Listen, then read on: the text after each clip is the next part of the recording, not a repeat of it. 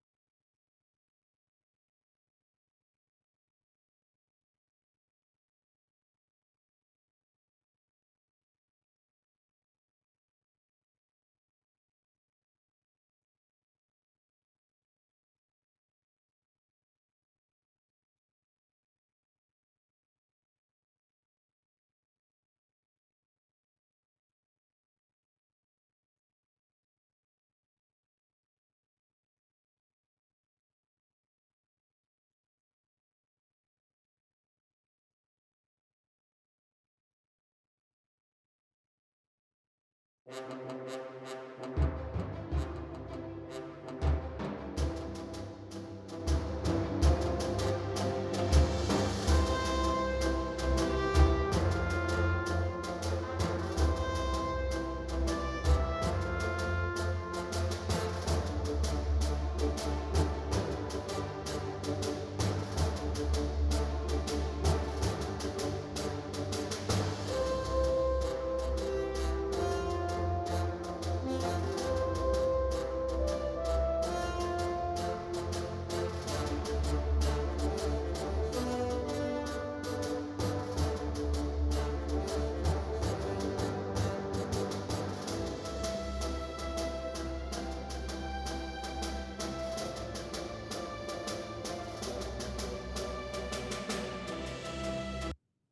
Good evening and welcome to the June 16th council meeting.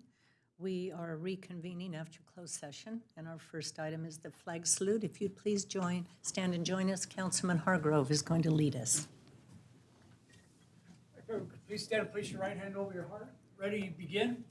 I pledge allegiance to the flag of the United States of America and to the republic for which it stands, one nation under God, indivisible, with liberty and justice for all.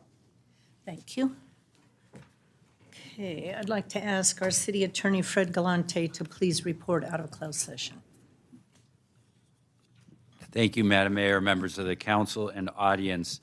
The City Council met in closed session and held a discussion on both items listed on the closed session agenda, namely conference with legal counsel, existing litigation. Item number 1, City of Chino versus G.H. Dairy et al.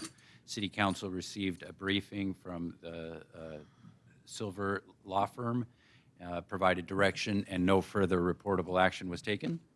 Item number 2, City Council discussed the FH Roman numeral 2 LLC DBA Frontier Communities versus City of Chino, the several matters listed by the separate case numbers on the agenda. City Council received an update, provided direction, and also by motion of Councilmember Lucio, seconded by Mayor Pro Tem Howie, carried 5-0. The council directed that legal action be initiated if necessary in those matters. That concludes the report out of closed session. Thank you, Madam Mayor. Thank you very much, Mr. Galante. Next item on the agenda, City Manager Ballantyne, do we have any additions or revisions to the agenda? Yes, Mayor. Item number 28, we do have a revision, and this will be included in the staff report. It pertains to the Ramona and Schaefer intersection. we wanted to add an alternative bid item, which adds an additional $6,500 to the contract. But this will be brought up during the staff report. Thank you, Mayor. Thank you. Next, public announcements. First, we're very excited to have been given the go-ahead by the Department of Housing and Urban Development to begin accepting applications for the City of Chino Micro Enterprise Business Grant Program.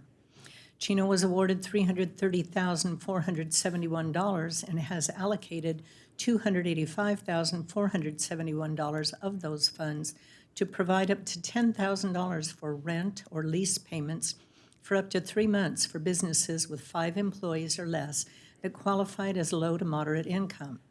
Beginning at 8 a.m. tomorrow, the city will begin accepting applications, with the application period ending Wednesday, June 24th at 5 p.m., or until we receive 50 applications. Opportunities for this grant funding are on a first-come, first-served basis and will end when all funds have been exhausted. Applications can be found at the www.cityofchino.org/bizgrant. If you have further questions, please contact Chris Kennedy at the City of Chino Economic Development Division. Also, I'd like to give a reminder that as of this past Saturday, June 13th, all city park amenities, including the splash pad, are open to the public. We do, however, ask that you keep a few items in mind as you enjoy the parks. Face coverings are highly recommended. We ask that you please maintain social distancing. If you're feeling sick, please stay home. And 4, please wash your hands before and after using the equipment. For all questions pertaining to the use of parks and park amenities, please contact the Community Services Department at 909-334-3258. Next, we have public comments. This is the time and the place for the general public to address the City Council about subjects that do not appear elsewhere on the agenda. Due to council policy and Brown Act requirements, action will not be taken on any issues not on the agenda. Ordinance number 97-08, Chino Municipal Code Section 2.04.090, limits speakers to no more than 5 minutes in which to address the council, except as provided under Government Code 54954.3B2. And then also, I want to welcome everyone here this evening. So good evening. Thank you for coming out to tonight's City Council meeting. While we are happy to see so many folks participating in tonight's meeting, we want to ensure that we maintain a safe environment and practice social distancing throughout the course of the meeting. To accommodate this, we will keep both doors in the back open with the outdoor speakers on so that all individuals wanting to speak on any given item may safely wait outside and individually come in once their item is called. We ask that you enter through the east side door, which will have an entrance sign displayed, and exit through the west side door, which will have an exit sign displayed. Both the council and I thank you for your patience and consideration as we modify our City Council meeting procedures to ensure that we can safely meet in person going forward. Our first written request to speak this evening is from Mr. Darian Venerable. He's a pastor at Upward Call Church. He's going to lead us in an invocation this evening. So any of you who would like to participate, please stand. Darian?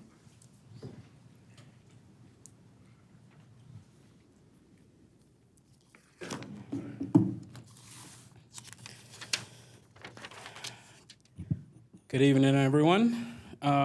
Thanks for having me here. And before I pray, I'd just like to say how good it is to have a city that has God woven into its DNA. I believe it speaks to the longevity, the wisdom, the generosity, and ultimately the blessing of that city. Would you just join with me in prayer? Lord, before we ask you for anything, God, we just want to take time to thank you. You're a wonderful, loving, and all-powerful Father, and we say thank you on behalf of this entire city. Lord, we thank you that you are creator, that you're master, that you're savior. We thank you for being with us through this time of pandemic as well as this season of civil unrest. You are abundant in your mercy and your grace that comes with your presence. We thank you right now for for the opportunity and the ability to be involved in advancing your kingdom, and for the honor of being involved in your work here on earth. Lord, we also thank you for the freedom that you've granted us to follow your word, and we thank you that it's in your nature to love. It's in your nature to extend grace. It's in your nature to extend mercy, and not just to some of us, but to all of us. Lord, your Holy Scripture says in Romans 13 that we should each be subject and obey the governing authorities, since you've appointed those very authorities to promote peace, order, and justice. And from that place tonight, I pray for our mayor, for the various members of the council, for the different city officials.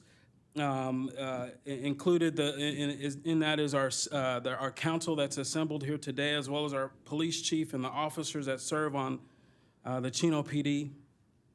And Lord, we humbly ask that during this time you would graciously grant to them wisdom to govern, perspective for the well-being and the true needs of the people of Chino. Lord, a humble desire for justice and righteousness, confidence, I believe, to do what is just and right, God, in your eyes, and emotional and mental peace, God, as well as physical health and well-being for them and their families. Lord, I pray that they would find inexpressible joy while they find, as they find themselves fulfilling the tasks that they're meant to fulfill.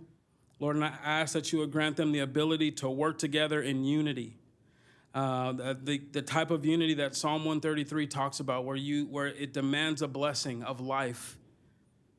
Lord, and I ask that you would guard their hearts against any vain and selfish ambition, and that you would keep them from the temptation that would have them seeking their own desire above the people they serve. Lord, I pray for the agenda that's set before them today, and I ask that you would give them peace in their decisions, that they would please you in every aspect of what they do today, God, and that what they do would benefit those who live and work in and around our treasured city of Chino. Lord, we ask all of this in your blessed and holy name, Lord, in Jesus' name. Amen. Amen. Thank you, Darian. Next written request is Steve Eli from IUA.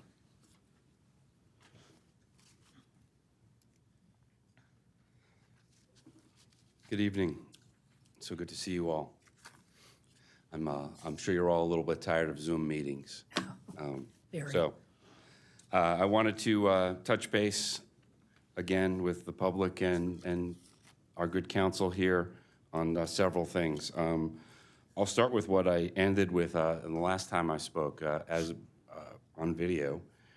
I mentioned that we had held the rates for the sewer rates the same.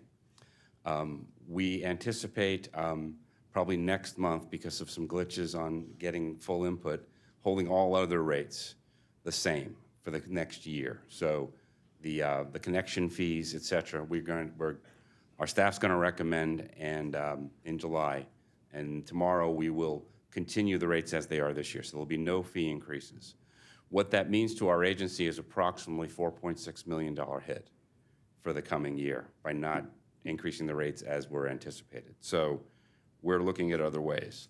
The good news is that tomorrow on our agenda, we're doing several things which will save money, including refinancing some bonds from 2008 that were variable bonds to fixed rates, which will automatically eliminate a $250,000 annual charge for a line of credit fee. So, and also some other refinancing of bonds and loans, which will be about $2.1 million of savings.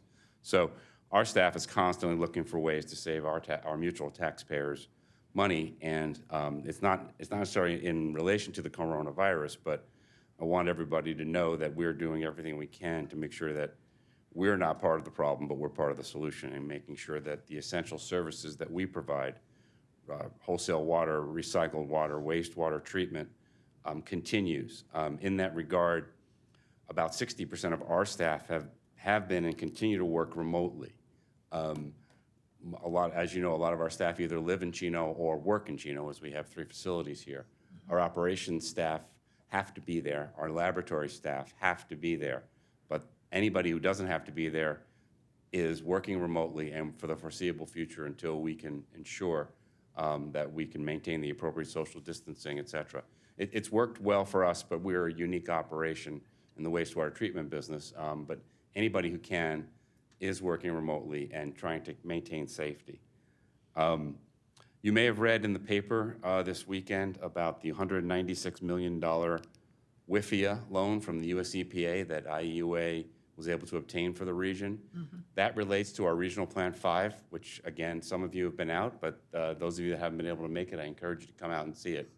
For the sake of the audience, explain where RP5 is. Sorry, thank you. Our Regional Plan 5 is on Kimball and Prado, or the corner of Kimball and Prado, right next to, well, I'm sorry, the park is on the corner, our headquarters is next to it, and then next to that is our Regional Plan 5.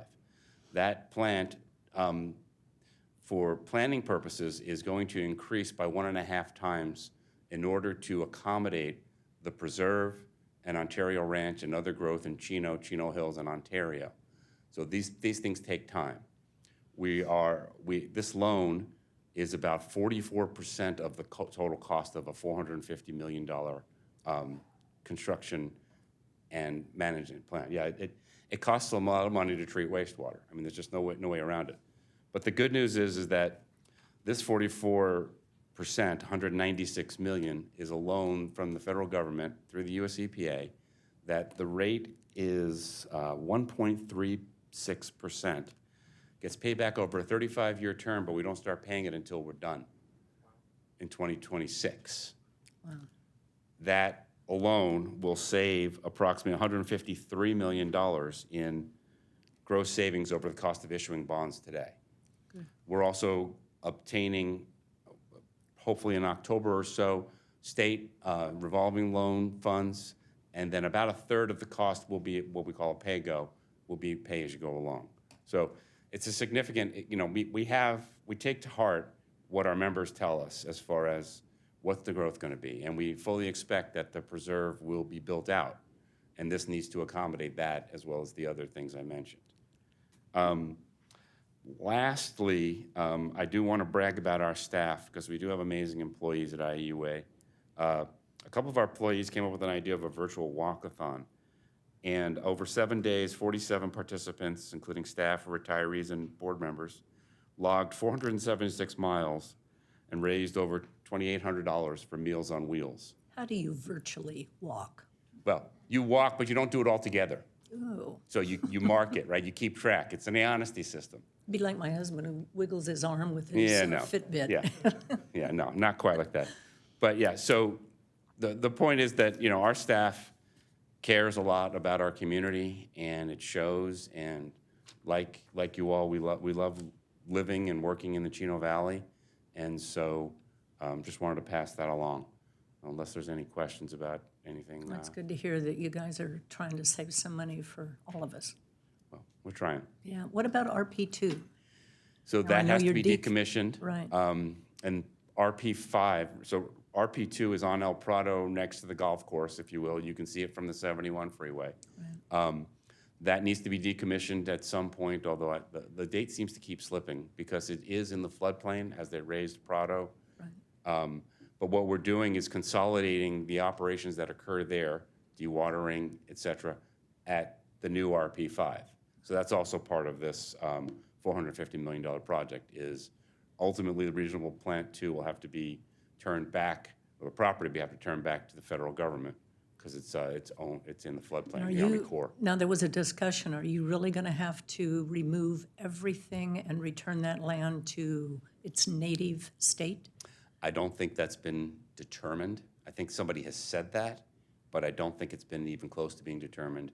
And I don't think the Army Corps has engaged us in the conversation of what will actually have to happen. So you don't really know the cost of that decommission yet, do you? Well, but we do know the cost of taking it offline, Right. filling with sand and those kinds of things, and that is built into, and more importantly, moving the operations to another part of our facilities where we have the space. But that could be a hidden cost in the future, to tear all that apart Yeah, and remove it. unfortunately, it was, we didn't know that 50 years ago. Right. I wasn't here. No, I understand. There's always things that we can't anticipate. Yeah, and that's something, as we go through, obviously, our commitment to try and find ways to pay for things that don't come from the taxpayers or that give us a chance to pay it out over time at a very low rate so that it's almost free money. And so that'll be among the things. And I don't think there's a lot of experience in the state with decommissioning wastewater treatment plants. It's just not been done that much, especially with larger plants. So we may be a trailblazer in that as well. Okay. Any questions of Steve or comments? I have a question. I'm sort of curious. You mentioned, how many employees do you have? A little shy of 300. 300? Point of order, this is not an agenda item. No, it isn't. It's public communication, and it's a status report. Not a status report, less It's just a simple question. I understand. Go ahead. Go ahead. Okay, about 300.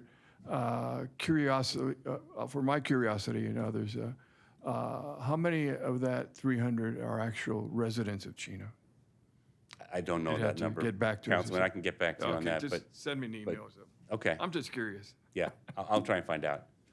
That's all. Thank you, Steve, for being here this night and Thank you. telling us the status of what's going on at IUA.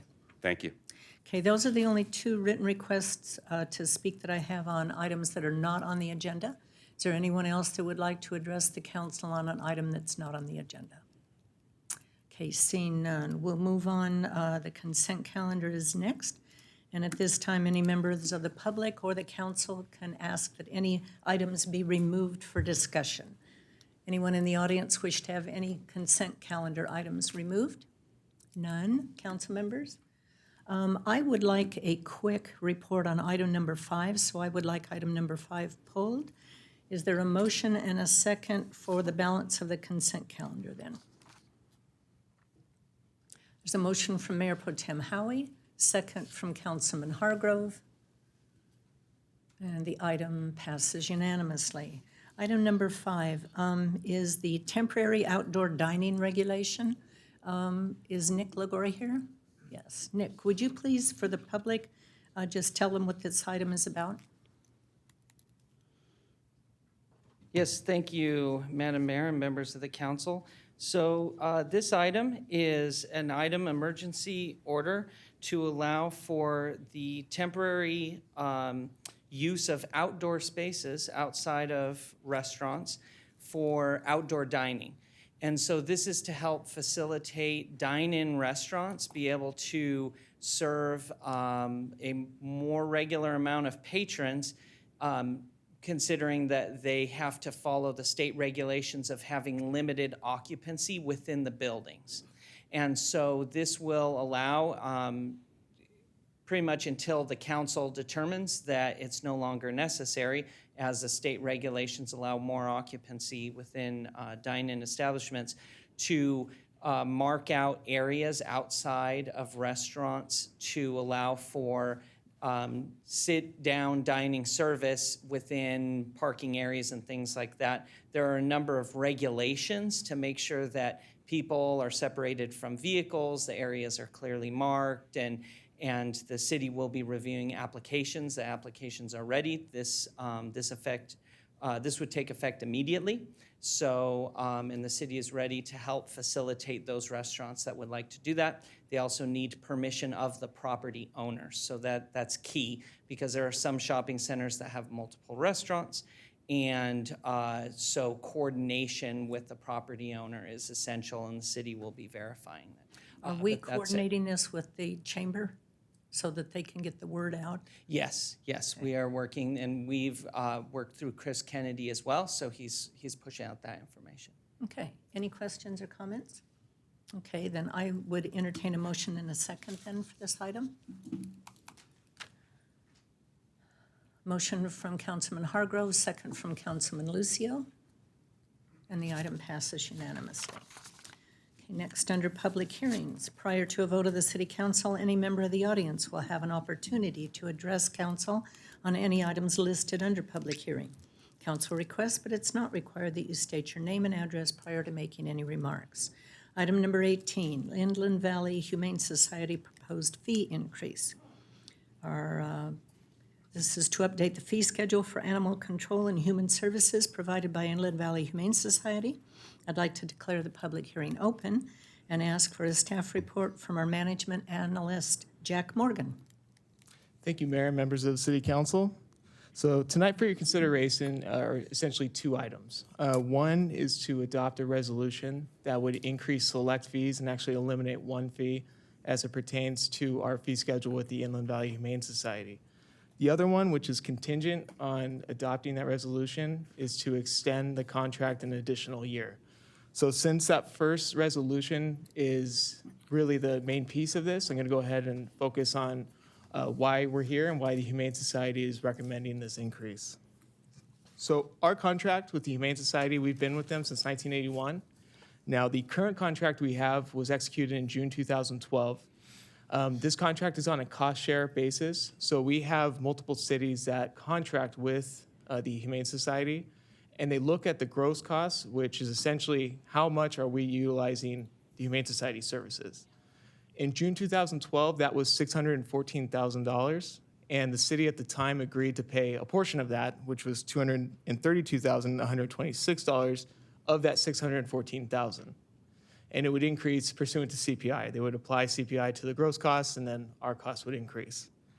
Now, on March 27th, staff received notice from the Humane Society saying that that formula, that cost share method, was no longer going to work. And so they were going to need to meet with almost all the cities that they contract with. Chino Hills is going to be coming up on a renewal next year, so they'll be discussing this a year from now. There were 8 cities with Chino included, and essentially what they were going to do is they were going to flip that model. So the city would essentially be on the hook for that gross cost, which if you're taking CPI from 2012 and applying that throughout the years, that puts us at $718,500. Now, the Humane Society was willing to, or they could guarantee $200,000 in revenue. So our net costs and what we would budget would be $518,600. Now, that was a significant increase from what we were paying, and that was the same thing for all the agencies involved. And so the Humane Society essentially went back to their board and came up with the compromise that if we increased the unaltered fee from 50 to 100 for the annual license, and to increase our penalty from 35 to 60, they would extend our contract an additional fiscal year at $336,000, which is what we were budgeting and what we were projecting to spend. So that's around $181,000 swing. And we also looked at, before we were going to go ahead and recommend this, we looked at the different agencies around us. And so that included Orange County, Los Angeles County, Riverside County, and San Bernardino County. And if you look at their unaltered license fees, it's pretty much on par with what we're recommending tonight. They do not have a senior discount, which is something we do have, and we're recommending that we eliminate that. And then the penalty fee, while it is a little bit higher than Riverside and San Bernardino County, it is roughly on par with LA and Orange County. We did look at and reach out to a few agencies to see what it would cost to be able to contract with them. Everything that's come back is more than what the Humane Society is offering if we go ahead and increase those select fees and eliminate the senior discount. I do want to make clear it is only for unaltered. It's not altered. If someone who qualifies for the altered, meaning that their animal's spayed or neutered, if they qualify for that, it's $5 a year. So we are not getting rid of that. It's only for the unaltered discount. So in considering that going ahead and adopting this resolution would give us that lower amount, staff is recommending that we go ahead and adopt this resolution, which would increase those select fees, eliminate the unaltered senior discount, while also extending the contract an additional fiscal year. So that concludes my report, and I'd be happy to answer any questions. Okay, thank you very much, Jack. Do any members of the council have questions or comments? How much are we saving by eliminating the senior unaltered fee? By keeping the discount, I mean. In the annual amount? Yeah. So it looks like our savings, if we increase these, it's a $181,000 difference in total. Now, if we look at, I'd have to calculate that, but I do know that if we look at the total amount of folks that have their pet license with IVHS, the unaltered seniors is 5% of that total amount, which comes out to 408 individuals, and that's from the previous year and the most recent data that we have. I'm a little concerned about the seniors because they're on a fixed income. And many of them who are living alone, that pet means everything to them. And that was definitely a concern that we brought up. When speaking with the Humane Society, they wanted to make clear that if anyone was really wanting to go ahead and have their pet spay or neutered, that they would certainly work with them, no matter the circumstance. And they do have competitive rates compared to your normal veterinarian office. So if you reach out to them, we would certainly be willing to provide that contact information for their operations manager. They're willing to work with folks to be able to get this done, because ultimately some of the operational cost increase that they're realizing is due to they're having too many animals that they're having to take care of. And so they're trying to kind of guide people to go ahead and get this service done. Well, I'd like to, if there's no objection, of course, and there's a motion a second, we'll approve this item, but I would like to be kept apprised if there are any issues with us eliminating the discount for seniors. Yes, certainly we'll Possible make sure maybe to do bring that. that back. Okay, yeah. Okay. No questions? No comments? I have a comment. Paul? I agree with the mayor that, and probably the council would agree that many senior citizens or even adults do have pets for companionship, and it's important to remember that, so I think it is very good to be able to offer that to seniors. Yeah, we'll monitor. Very positive. Yeah. Yeah. And Mayor, I just saw it for the senior unaltered rate, like saying if council is going to approve this, it would, just based on the numbers we had, is around $43,000. $43,000 to Yeah. put that back into the contract? But it's $10,000 with the current fee schedule. If we increase it, then that's the revenue that would be going to the Humane Society, $43,000 just based on that $43,000. specific fee schedule. Okay, any comments about that? Okay, I'd like that monitored, please. Is there anyone in the public that would like to address the council on this item, item number 18? Okay, seeing none, then we'll close the public hearing, and I'll entertain a motion in a second.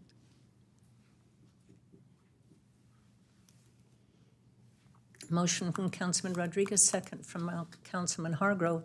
Angela, I forgot to ask you, do we have any members of the public that submit electronic communication? Nothing. Okay, then the item passes unanimously. Okay, next item is number 19, vacation of right-of-way. This is to adopt Resolution 2020-029, ordering the vacation of a portion of Comet Avenue and Remington Avenue and reserving easements in the public right-of-way. I'd like to declare the public hearing open and ask for a staff report from our city engineer, Chris McDosku. Thank you, Mayor. Good evening, Mayor, City Councilors. Got it. Push the wrong button. Good evening, Mayor and City Council. Before you tonight is a cut and dry item that we don't often see come before us or come before the council. It comes every few years or so, depending on the project. We have a recommendation to adopt a resolution tonight to vacate a portion of Comet and Remington Avenue as part of the FedEx project that you approved last year. These are two paper streets, which means they are not improved. And what's going to occur is the vacation, if approved, will allow half of the width of the right-of-way to go back to the Scannell site or the FedEx site. The other half will revert back to the Chino Airport. But we will be reserving easements for public utilities and other improvements that will be built as a part of those improvements, as well as a little piece of right-of-way left behind at the east end of Remington to allow for the driveway improvements, any signal loops, any sidewalk construction that will need to be within the public right-of-way. And so that will then remain, but the majority of those two roads will be vacated with the adoption of this resolution. I had a really good diagram I wanted to put up, and I will hit the right button. Okay. I don't know how to do it. So that's the project site. For the public, this is the Scanel project at the southwest corner of Maryland Flight. 74 acres, almost a 500,000 square foot distribution building and some ancillary structures that will be built there. That's the other one. And then that is a hard to see probably diagram for you, but that's the plat that's in your staff report that shows the amount of land that will be vacated as a part of the resolution that you adopt. With that, that concludes my simple and brief presentation. I'm happy to entertain any questions you may have. Thank you. Okay, thank you, Chris. Any members of the council have questions or comments? No? Any public, gosh, can't even talk. Any members of the public would like to address the council on this item? Okay, seeing none. Angela, do we have any written submitted electronic comments? Okay, seeing none, then we'll close the public hearing, and I'll entertain a motion in a second. Motion from Councilman Rodriguez, second from Councilman Lucio. Mr. Hargrove. And the item passes unanimously. You're welcome. Item number 20, Community Development Block Grant Program 5-year, 2020 to 2025, Consolidated Plan Analysis of Impediments to Fair Housing Choice and 2021 One-Year Action Plan. This is the CDBG Program 5-year 2025 Consolidated Plan, Analysis of Impediments to Fair Housing and Choice, and 2021 One-Year Action Plan. I'd like to declare the public hearing open and ask for a staff report from our Senior Management Analyst, Tracy Smith. Good evening, Mayor and Council. Every 5 years, per HUD regulations, the city updates the 5-year consolidated plan. Included in this plan are the first-year annual action plan for 2020 to 2021 and the analysis of impediments to fair housing choice. These documents guide the city's use of allocated CDBG funds. In compliance with the city's participation plan, community meetings and surveys were held between August and October of 2019. These meetings provided residents and organizations an opportunity to give their input on the needs in the community. In late January, 6 public service applicants presented their projects to the Community Services Commission, which was followed by a comprehensive review by a CDBG subcommittee. The subcommittee ranked and prioritized projects based on needs and made funding recommendations for each, which were presented to the Commission in February. Exhibit 1 details these funding recommendations. With a total allocation of $561,770, included is $112,354 in admin and planning, $84,265 in public service, and $365,151 in capital improvement. In addition, $78,742 of unexpended funds from 2008 to 2009 were reallocated to CIP. As the mayor announced earlier, the city also received supplemental funds through the CARES Act to address emergency needs in response to the COVID-19 crisis. In a separate council action on May 19th, these funds were allocated to the Economic Development to Assist Business Owners and to Family Service Association to expand senior meals. Tonight's public hearing fulfills HUD's amended citizen participation requirements for the adoption of the Consolidated Plan and the 2020-2021 One-Year Action Plan following a 5-day public review period. There were no comments received. Following adoption, the 5-year 2025 Consolidated Plan, Analysis of Impediments to Fair Housing Choice, and the One-Year Action Plan will be submitted to HUD for review and approval. This concludes my report, if you should have any questions. Thank you, Tracy. Any questions of Tracy on this item? No. Any members of the public want to address the council on this item? Seeing none, we'll close the public hearing, and I would entertain a motion in a second. Motion from Councilman Hargrove, second from Mayor Pro Tem Howie. Councilman Rodriguez. Nope, it's not registering. Try again. Okay, item passes unanimously. Item number 21, freeway agreement with Caltrans for State Route 60 and Central Avenue Improvement Project. Adopt Resolution 2020-037 approving State Route 60 freeway agreement between the City of Chino and Caltrans. I'd like to declare the public hearing open. Ask for a staff report from our Civil Engineering Manager, Maria Frazier. Good evening, Madam Mayor, council members, and audience. The public hearing today is for you to consider a freeway agreement between the City of Chino and Caltrans concerning the SR 60 at Central Avenue interchange, in accordance with Section 100.22 of the California Streets and Highways Code. Freeway agreement typically documents the understanding between Caltrans and a local agency as it relates to planned traffic circulation and features of a proposed freeway or a control access highway. Previous freeway agreements, we have previously an agreement with Caltrans, which was executed on May 28th of 1963. However, due to the current Central 60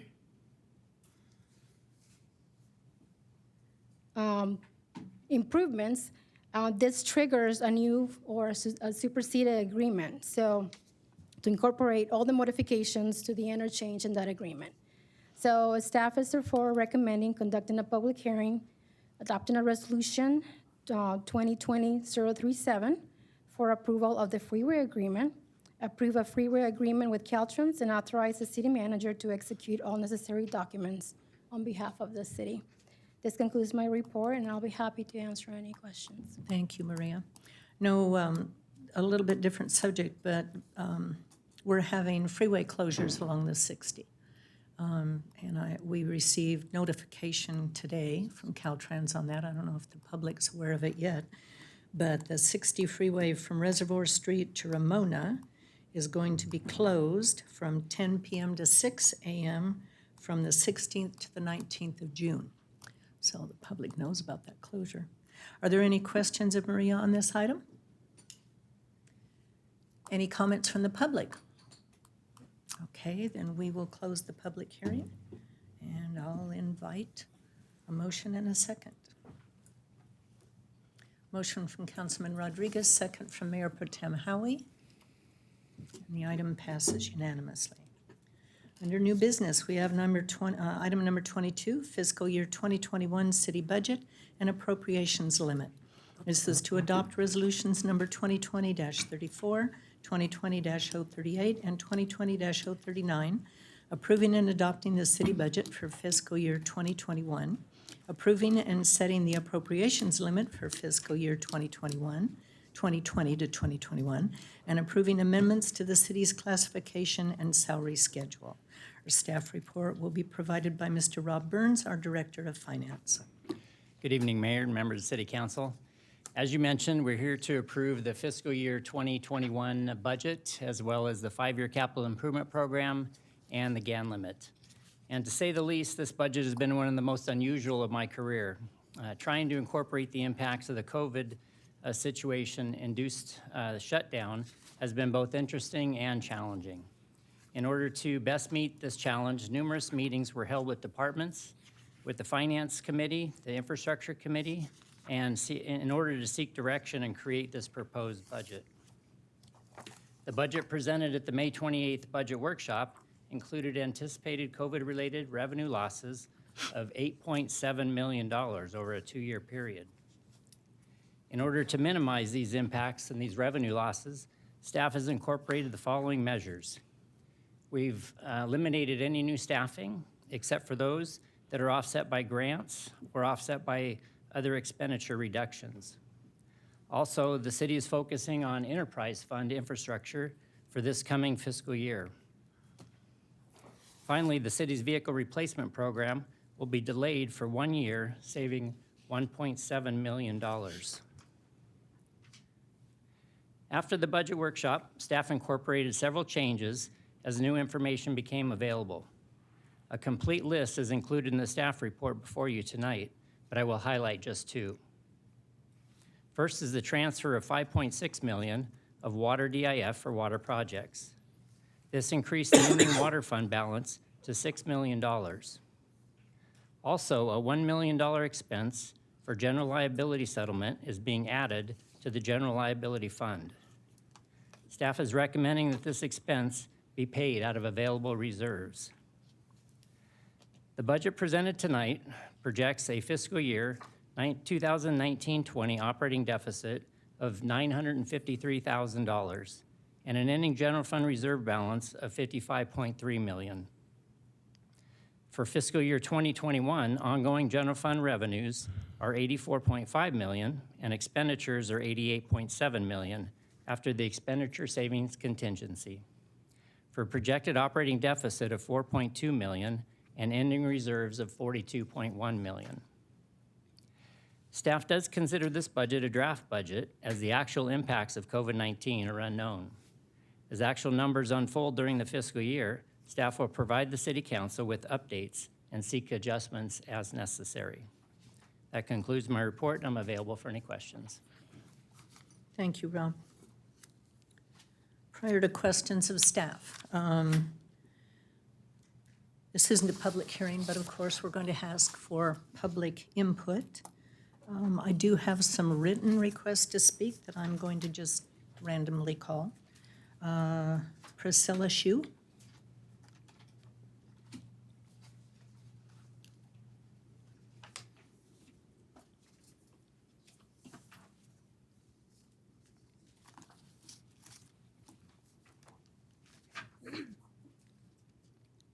Should I start? Yeah, is the microphone on? Okay. Hi, I'm Priscilla Schuell. If you want, you can remove the mask so that you can speak clear. Okay, I'll do that. It's a little hard when it's muffled. Thank you. Okay, hi, I'm Priscilla Schuell. Good evening, Madam Mayor and members of the council. I'm here today, like some others as well, to ask you to reimagine public safety and to reconsider your budget and may possibly vote no on it today. And to ask that you defund and divest from the police department's budget and reinvest that money into your community services and housing, et cetera. Because as you've all mentioned, COVID-19 has impacted people in the city incredibly. And now I'd like to give you guys a modified quote from Angela Davis. Prisons, and by extension, police and policing, do not disappear social problems. They disappear human beings. Homelessness, unemployment, drug addiction, mental health struggles are only a few of the problems that disappear from public view when the human beings contending with those problems are relegated to cages. And although the problems disappear from public view, they do not disappear from our reality. Like former Dallas police chief David Brown once said, "We are asking cops to do too much in this country, and it is hurting people, especially Black people and Black communities, as we've seen in the news recently and throughout the years. Every societal failure, we put it off on cops to solve, and it's not their fault, and it shouldn't be their responsibility to address these issues. And it's worrisome that many cities, like this one, increase funding for their police departments annually, even though policing has shown to be unable to alleviate or solve societal problems. In fact, they often worsen or exacerbate such problems. And this is not by accident either. This isn't just a policy failure, but it's also a public education failure. More people need to know that our country has a for-profit prison system. We pay businesses to run prisons for us, and we pay them hundreds of millions of dollars a year to run them. They get paid per bed that is filled, meaning they have an incentive to fill these beds. So they lobby Congress to make everything illegal. Homeless, living on a park bench, illegal. Addicted to drugs, illegal. And they lobby for really harsh sentences, so beds stay filled for longer. We're constantly told that we don't have money for drug rehab centers, for social workers, for foster care, for senior citizens, for rent relief, but we always have money to militarize our police. And what message does this send to people? It tells people that if you're struggling, you will not be helped, you will be punished. In your 2020 to 2021 police department budget, under the Disrupting Crime section. It says that the police want to disrupt crime by further identifying crime trends, high crime areas, and repeat criminal offenders. And that's all good, but then what happens? We've disrupted the crime as it is happening, but how do we prevent the crime? Because most often, crime is not random. Most of the time, it is a reaction to when someone has been unable to meet their basic needs through traditional means. And it is time for us to change our culture of fear and punishment into care and resilience. The most common criticism people like me hear is that we live in a fairy tale, that we don't understand reality. But I think it is people who are very pro-criminalization who don't understand reality. The world is not made up of good guys and scary, irredeemable criminals. In 2017, Chino Police Department's annual report showed that 10% of crimes in this city were violent crimes and 90% were property crimes. And of that 90%, 65% was theft. Now I understand, I don't want to be stolen from, no one wants to be stolen from. But maybe we need to start talking about why people steal rather than how to punish them for stealing. I'm here because I believe that once we come to understand this reality of for-profit prisons, of racial profiling, we will no longer be able to justify our current model of public safety through criminalization and surveillance. I hope you take this information to reevaluate the city's budget and to divest from the police department's budget and invest that in community services, among other things. And I apologize. Almost out of time. Okay. No, Thank go ahead, you. finish. You have about 10 seconds. Finish? Yeah. Okay. So I apologize that we weren't here earlier to discuss this, as I know that the budget meeting has started since December. But we are here now, and if you're willing to consider our words, we would love to work with you, support you, and engage with you in a conversation about reimagining public safety. And with that, I want to say thank you all for your time. Thank you, Priscilla. Thank you. Okay, next we have Chelsea Brooks.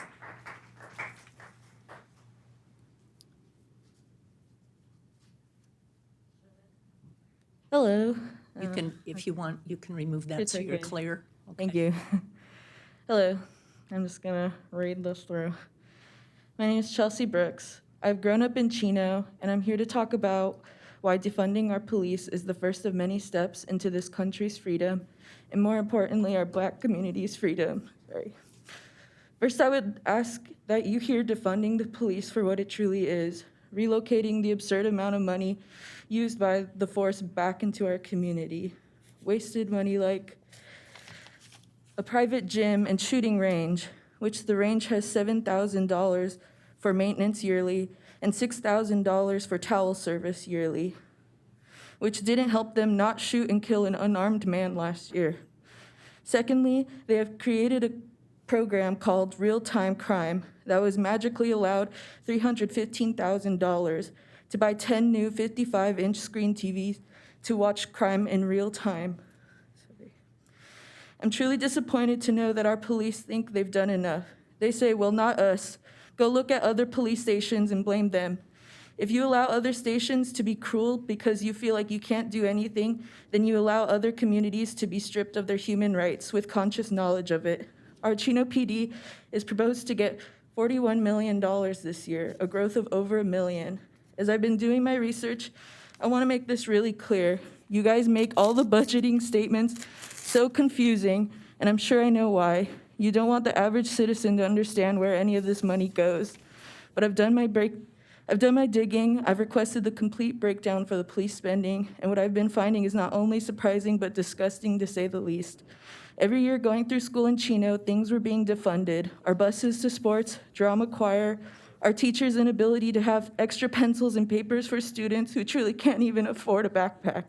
But somehow we found it in the budget to supply $500 to $3,300 for office supplies each year that could be used for teachers instead. We actually pay the police enough to get their own. And on that note, we spend $3,000 plus for business cards for the police. Both our youth and teen counseling are funded less than what the chief officer makes in 1 year. With all this wasted allocated money, we could do amazing things in this city. We don't want to stop crime while it is happening. We want to stop crime before someone reaches the desperation or hurt that causes people to commit crime. Even cops know that crime is not random. It is a continuation of pain and survival. Police do not need to be involved with mental health calls, traffic collisions, broken taillights, helping our homeless community, because yes, they are our community and they matter. By the way, Bernice on Central in Philadelphia, who's there every day, I saw her twice today, who's been homeless there for a long time, deserves to be housed more than the police need a private gym. Chino does not need 71 police officers making a minimum of $80,000 a year, but we need on-campus crisis counselors and public counselors as well. We need people who want to uplift our community rather than strip it from us. We can commit to everyone's well-being before it's too late. And I dare you to stretch your imagination further beyond to a place where the police aren't needed. We need other professionals in line to respond to incidents that demand more knowledge and empathy rather than some person with a gun. We are closely watching and educating each other more than before. Listen to the cries of your community and our Black community especially. And if you turn a blind eye to this, we will be seeing you in November. Thank you.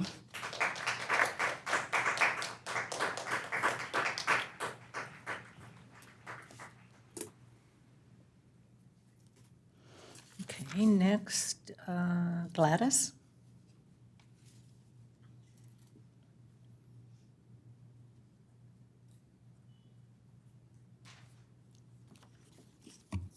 Good evening, council members. My name is Gladys Preciado, and I am a resident of Chino. I've practically lived here my whole life. And today I am here to ask you to defund Chino PD and vote no on the proposed budget for the 2021 year.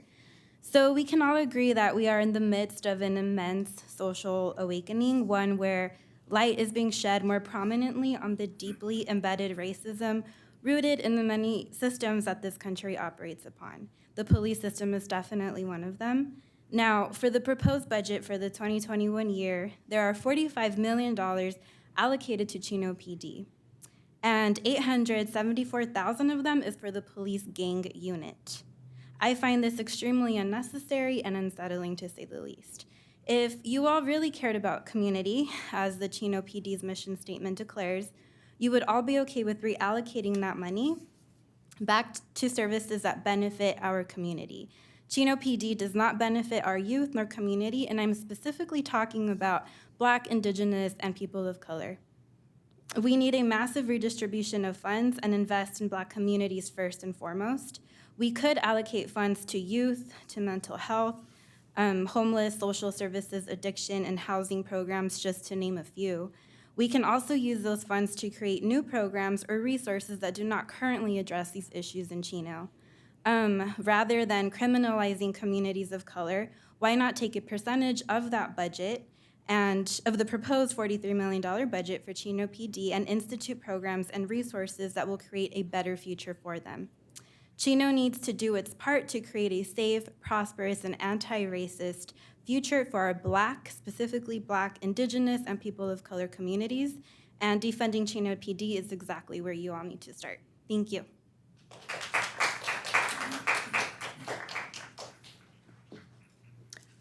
Andrea.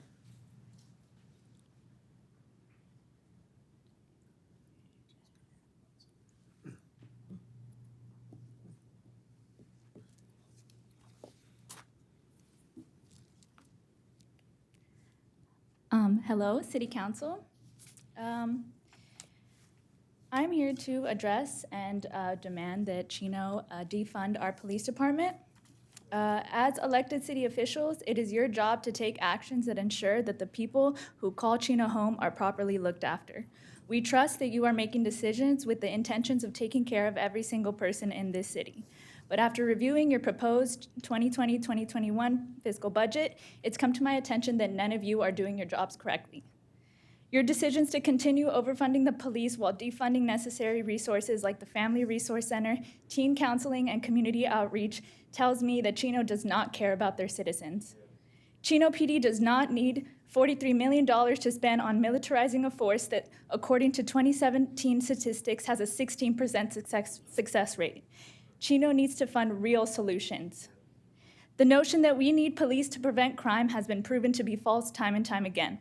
Crime is not random. Crime occurs when people do not have access to basic needs like housing, healthcare, and education. Crime can be solved by investing in our communities, not policing. 90% of crimes in Chino are property crimes. Alaska solved their issues with property crimes by implementing a universal basic income. Since that motion took place, property crimes decreased by 200 crimes per 100,000 people every year. This is because property crime is caused by economic insecurity. Investing in people makes us safe, not the police. I'm here to ask you to reconsider our city's budget and vote no on the 2020-2021 fiscal budget. I'm here to ask you to fund affordable housing, our parks, and community service. I'm asking you to defund the police, reimagine public safety. Take actions that will not only prevent crime, but actions that will tell your citizens that you care about our quality of life. Invest in people, not the police. Fund care, not cops. And Councilmember Hargrove, your dismissive attitude is noted. I could see your eye rolls from the back. Thank you.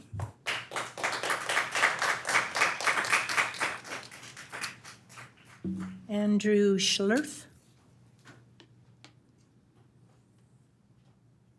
Did I pronounce that right? You did, thank you. Good evening, Mayor and City Council. I would like to first mention that I also saw Councilmember Mark Hargrove roll his eyes, and if he did not mean it to be disrespectful, it still came off as disrespectful. I would like to first go ahead and mention that the city, I would like the local government and local government of Chino and the police who represent us to understand that although larger cuts are being requested in the police budgets of the cities of Los Angeles, New York, and Chicago, that is because they also have so much farther to go in order to address the grievances of their citizens. I do think that there is opportunity for the city of Chino to address systemic police reform. Due to the current record of the City of Chino Police Department, that also means that we can do so much more in this moment with reductions to our current budget by diverting funds to community resources. Finally, I'd like to ask for the delay of the ratification for next year's fiscal year police budget in order to allow for a greater comment period by the public in light of the murder of George Floyd and the unrest that has happened in this country. The City of Pomona has delayed the ratification of their fiscal year 2021 police budget till June 29th in order to solicit wider community input. I ask that the City Council and the Chief of Police, Simmons, make the moral decision to do the same thing in light of the recent developments in our country. I also want to say that I was impressed with the town hall and dialogue between the Chief of Police, Wes Simmons, and the community leaders in the City of Chino. In that town hall on Thursday, he mentioned that an officer like Derek Chauvin would not be hired for the City of Chino Police Department because of the hiring practices that we employ.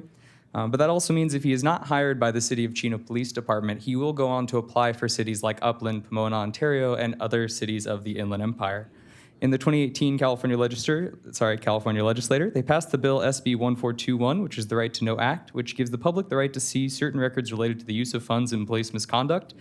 Although the information is publicly accessible, that does not mean it is publicly visible.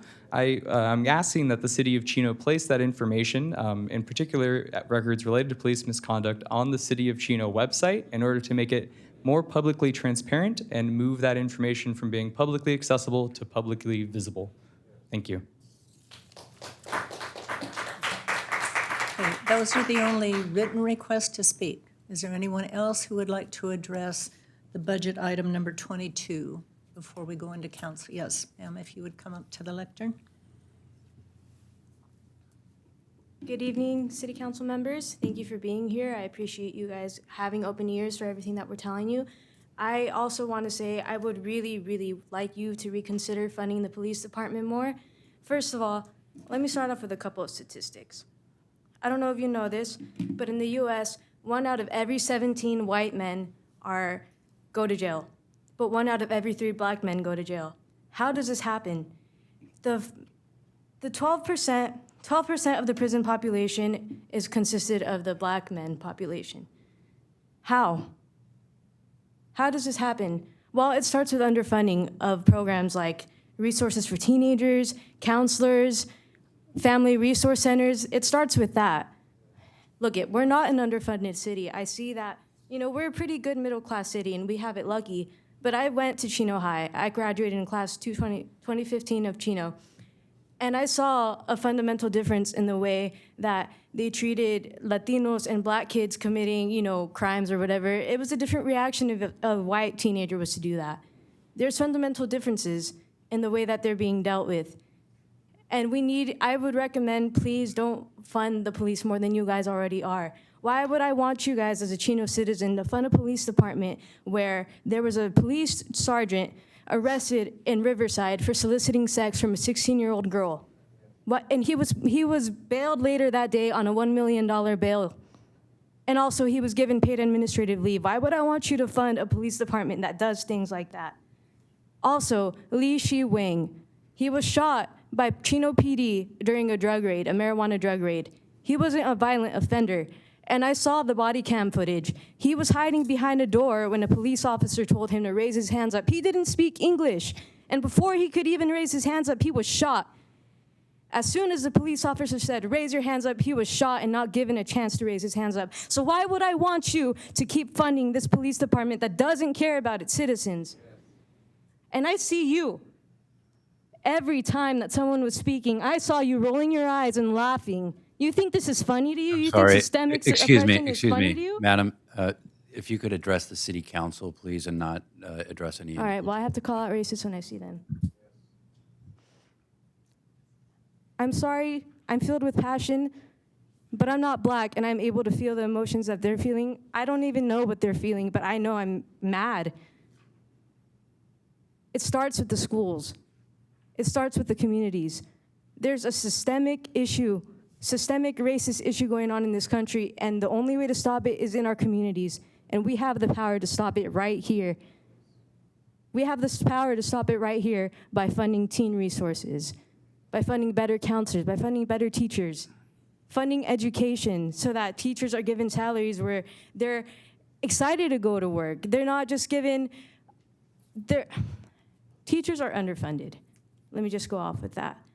And it's hard to go to a job and do your best work when you're not getting paid what you deserve. I would like you to just consider all of that. Thank you. Anyone else in the audience that would like to address the council?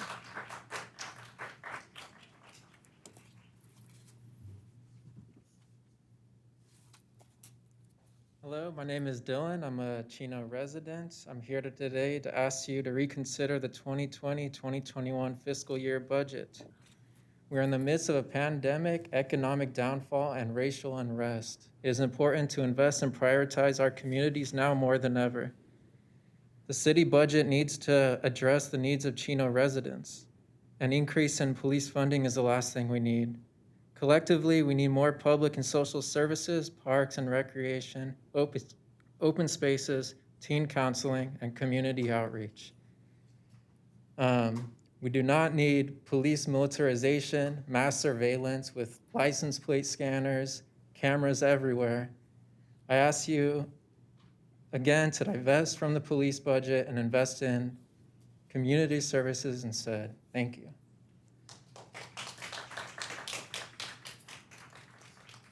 I think there was someone else that was coming up.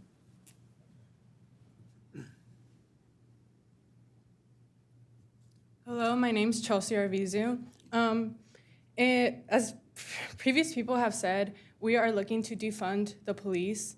And the issue that many crimes do occur and the lack of funding may increase those crimes, I believe has nothing to do with it. Because as a person of color, I would never call the police for the fear of my family. I would rather confront, per se, a robber comes into my house with my family in there, an armed robber. I would rather confront them myself before calling the police for fear of my family.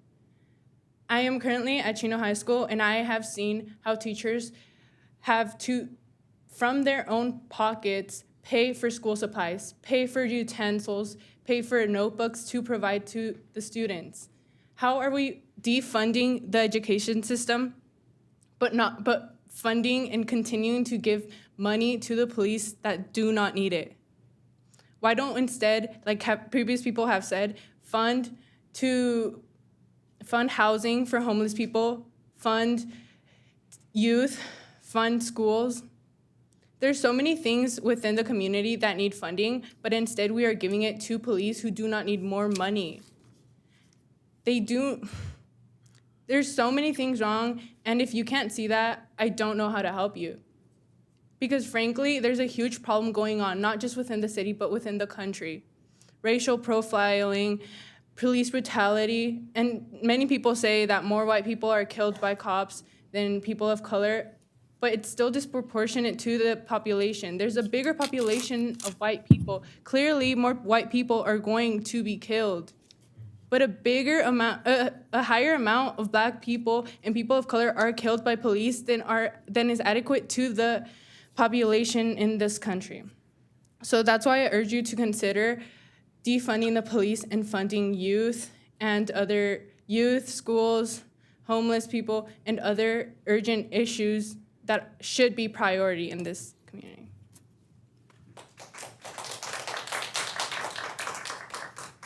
Anyone else?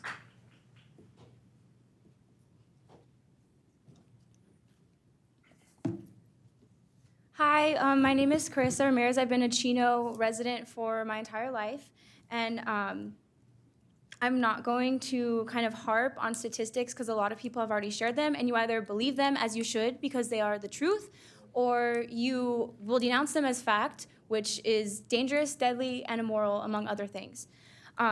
So instead, I would like to share a personal story about the Chino PD that involves me when I was younger in high school, just to kind of illustrate to you that this actually can happen in Chino, and it does happen in Chino, despite whatever diversity trainings have happened, despite whatever diversity hires or people of color, however many of them are on the force.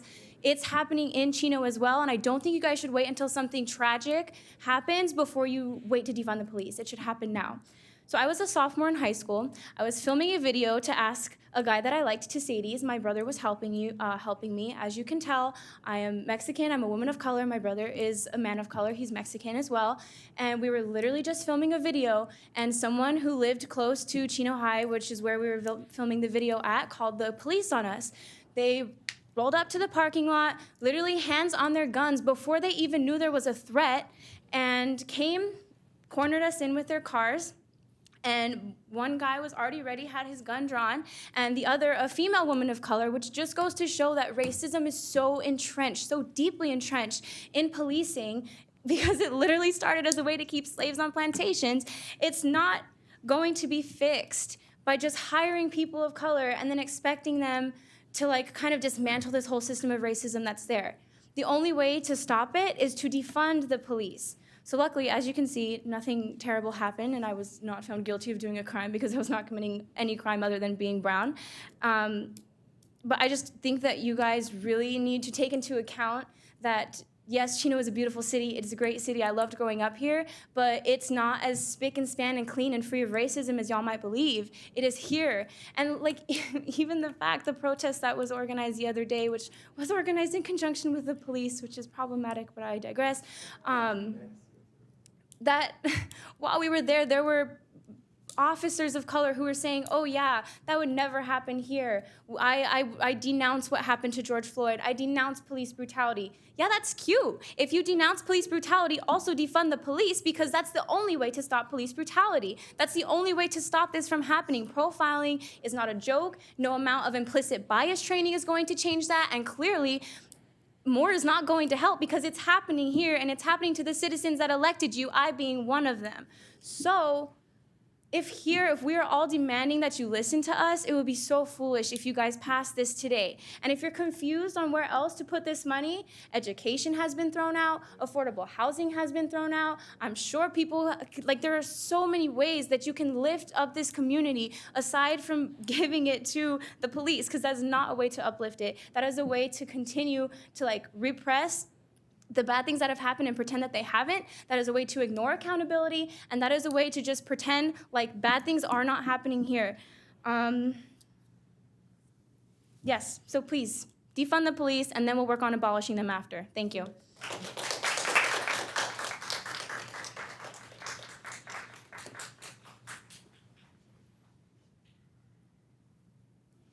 Anyone else have anything to say? Yes, ma'am.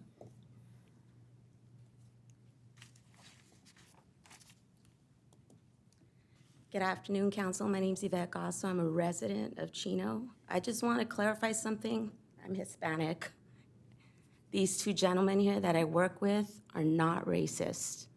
I support the police department. My brother works in a local, he patrols a local city. My mother was the one that booked Richard Ramirez. I've seen both sides. I've been pulled over by cops for speeding, so I've seen both sides of it. I know these two gentlemen firsthand, and they're far from being racist. Also, I want to talk about the lady on Central in Philadelphia. I believe they said her name was Bernice. It seems that information, they don't have the proper information, and I hope this will help. Please note that the Director of Community Services does outreaches for the homeless community, and they are out there passing out care kits, helping them out, offering them services. A lot of them don't want it. So they are out there. If you want more information, they're out there, they'll give it to you, but there is funding for that, and they are putting it to good use. Also, in addition, my background, if they ask, I'm not from the public sector.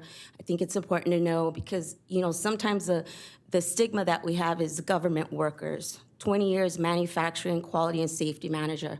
So this is my first year. I started off volunteering with Ariana and the team upstairs. Said I want to be part of this, be part of the change. It's one thing my mother always told me. You want to see change, volunteer, get involved, be part of it. I walked away from 20 years in manufacturing, went back to school, and I started part-time with Ariana helping out upstairs, giving back to my community.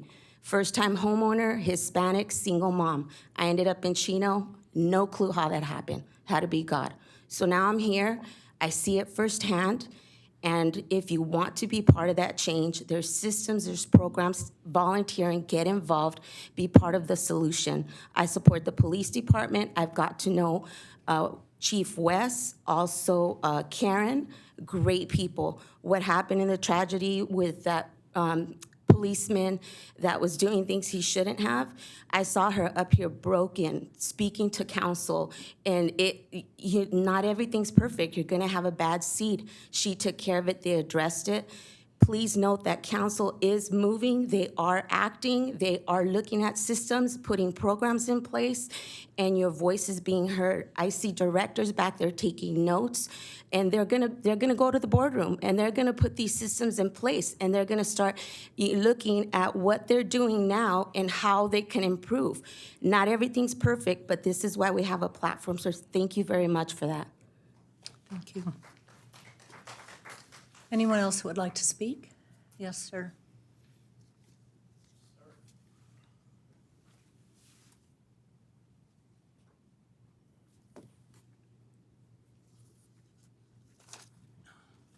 I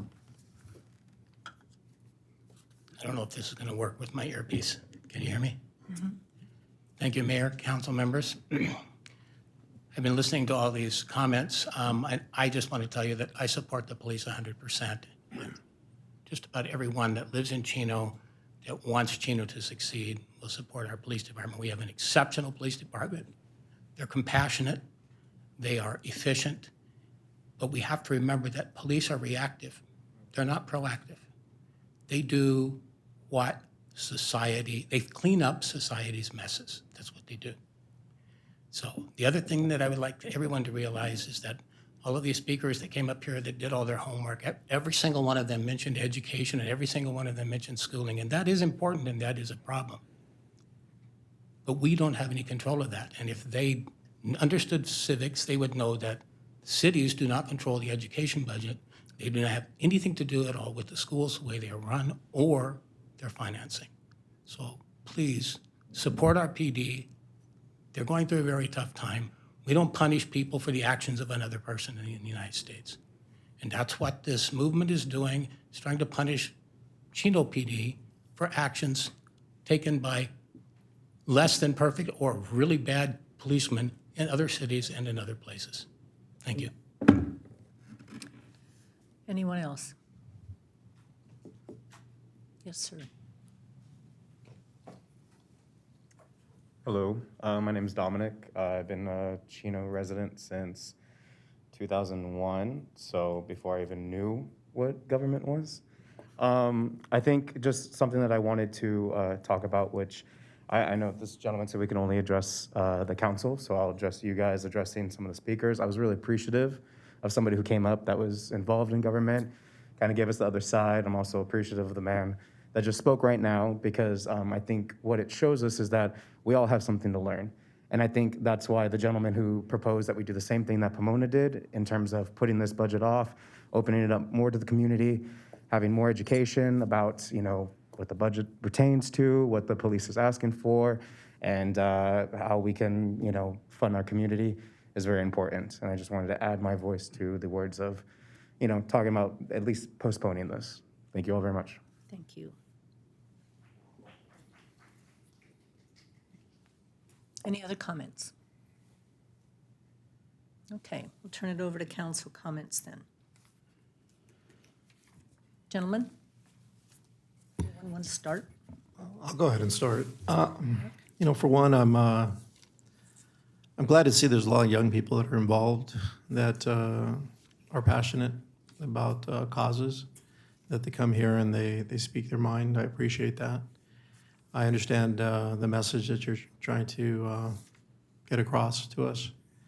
I will say, though, I don't think you can label one police department and blame them for another police department's misconduct.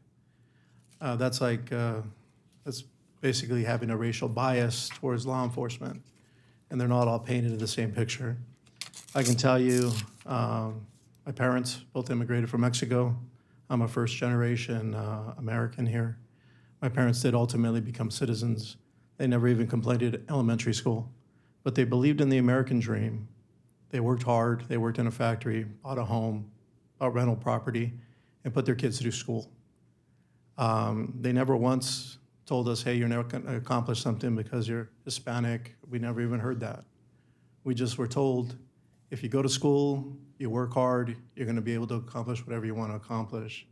And one of the things that I was able to accomplish was when I won this election, my parents walked with me in the Hispanic communities, and we spoke Spanish to everybody, and we had dialogue with them. And they were here when I was elected, and they were very, very proud.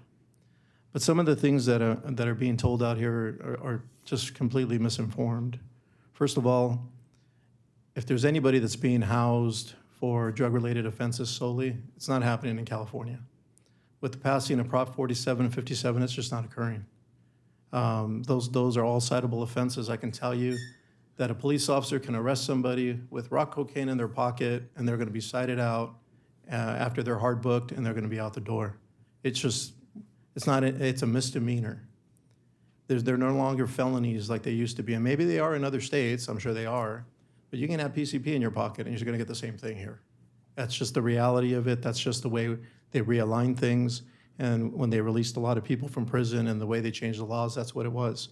As far as theft-related calls, I'm going to tell you, it used to be a $400 limit that used to be considered a felony. It's now $900. The reason they adjusted it is obviously for cell phones. Cell phones are worth more than $400, so they didn't want to make those felonies anymore. So theft-related, to go to jail for a theft is, again, it's very, very hard. In fact, there used to be a section in the penal code called 666, which is petty theft with a prior, which meant if you were ever convicted for a theft-related crime and you stole something else, it was automatically a felony, no matter what the amount was. That's been overturned. There's people, and I can tell you, being a watch commander at Compton Station, I would have owners from 7-Eleven come to me and tell me, can you just have your officers hang out here? Because the same people come in every day and they steal items from my store, and there's nothing I can do about it. Because they know that even if you guys arrest them, you're just going to cite them out, and they're going to be right back out on the street doing the same thing over and over again. So when you relate to there's only theft-related crimes, they're only going to jail for narcotics, that's not occurring anymore. Those laws have changed. Look at Proposition 47, look at Proposition 57, AB 109. Those all passed already, those things have all changed. I've also heard that Alaska was a perfect model to look at. According to FBI statistics, Alaska is the #1 most dangerous state in the United States to live in. They average 885 incidents of violence against 100,000 population. They have the highest crime rate in the United States, but we're saying that that is a success story. It's not a success story. And as far as the officer that was on paid administrative leave, do people like that? Of course not. But it's something that you have to do. If a person isn't convicted yet, you can't automatically just fire them. You know, you got to go through the process. If they go through the court system and it looks like they're going to be fired and they file the case, then the department has every right to relieve them of duty without pay. But until that occurs, the person has a right to get paid. And, you know, we don't make the laws. Those are the laws that are enforced by the district attorney's office. The district attorney's office looks at cases and they make the determination whether or not they're going to file a case. And even if they decided not to file the case, the department can still look at that and say, well, you know what, we think what he did was wrong, and they can terminate him. But you got to let it go through the system. I mean, you can't automatically say, well, somebody's accused, so therefore they're guilty, because then they'll do the same thing with people out on the street. If you arrested somebody because somebody made an allegation against them and then you don't give due process in court, then what are you doing? So the same thing has to apply with law enforcement. So in a sense, I feel what you guys are saying. I'm not 100% on board with this. I can tell you, I've listened to a civil rights attorney by the name of Leo Terrell, who was on O.J. Simpson's Dream Team. He's prosecuted police officers. He sued police officers, and that's his job. That's what he does. But even he will tell you, you defund the police department, the only people that you're going to affect are the poor. Because the rich are always going to be able to pay for services to protect themselves. They'll hire private security. But the poor are the ones that are going to struggle.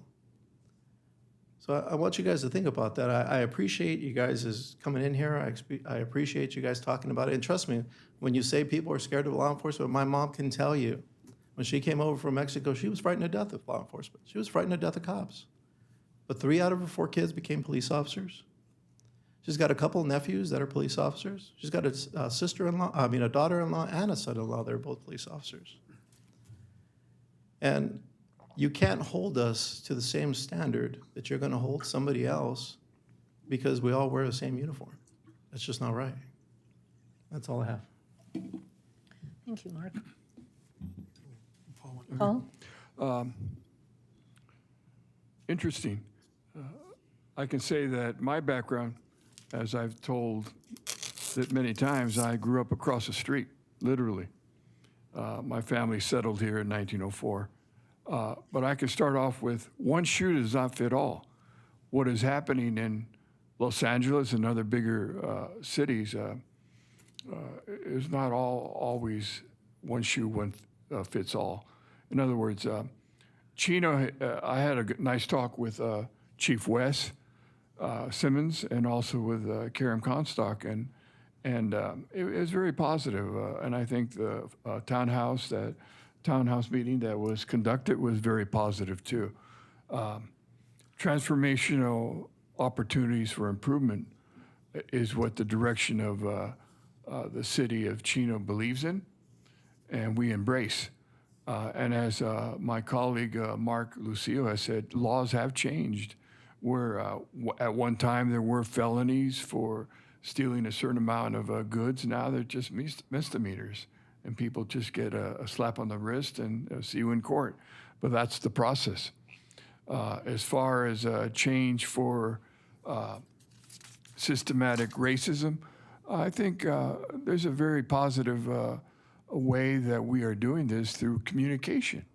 And I will say that I support the community service department that we have. I'm quite aware of the homeless individual on Philadelphia and Central.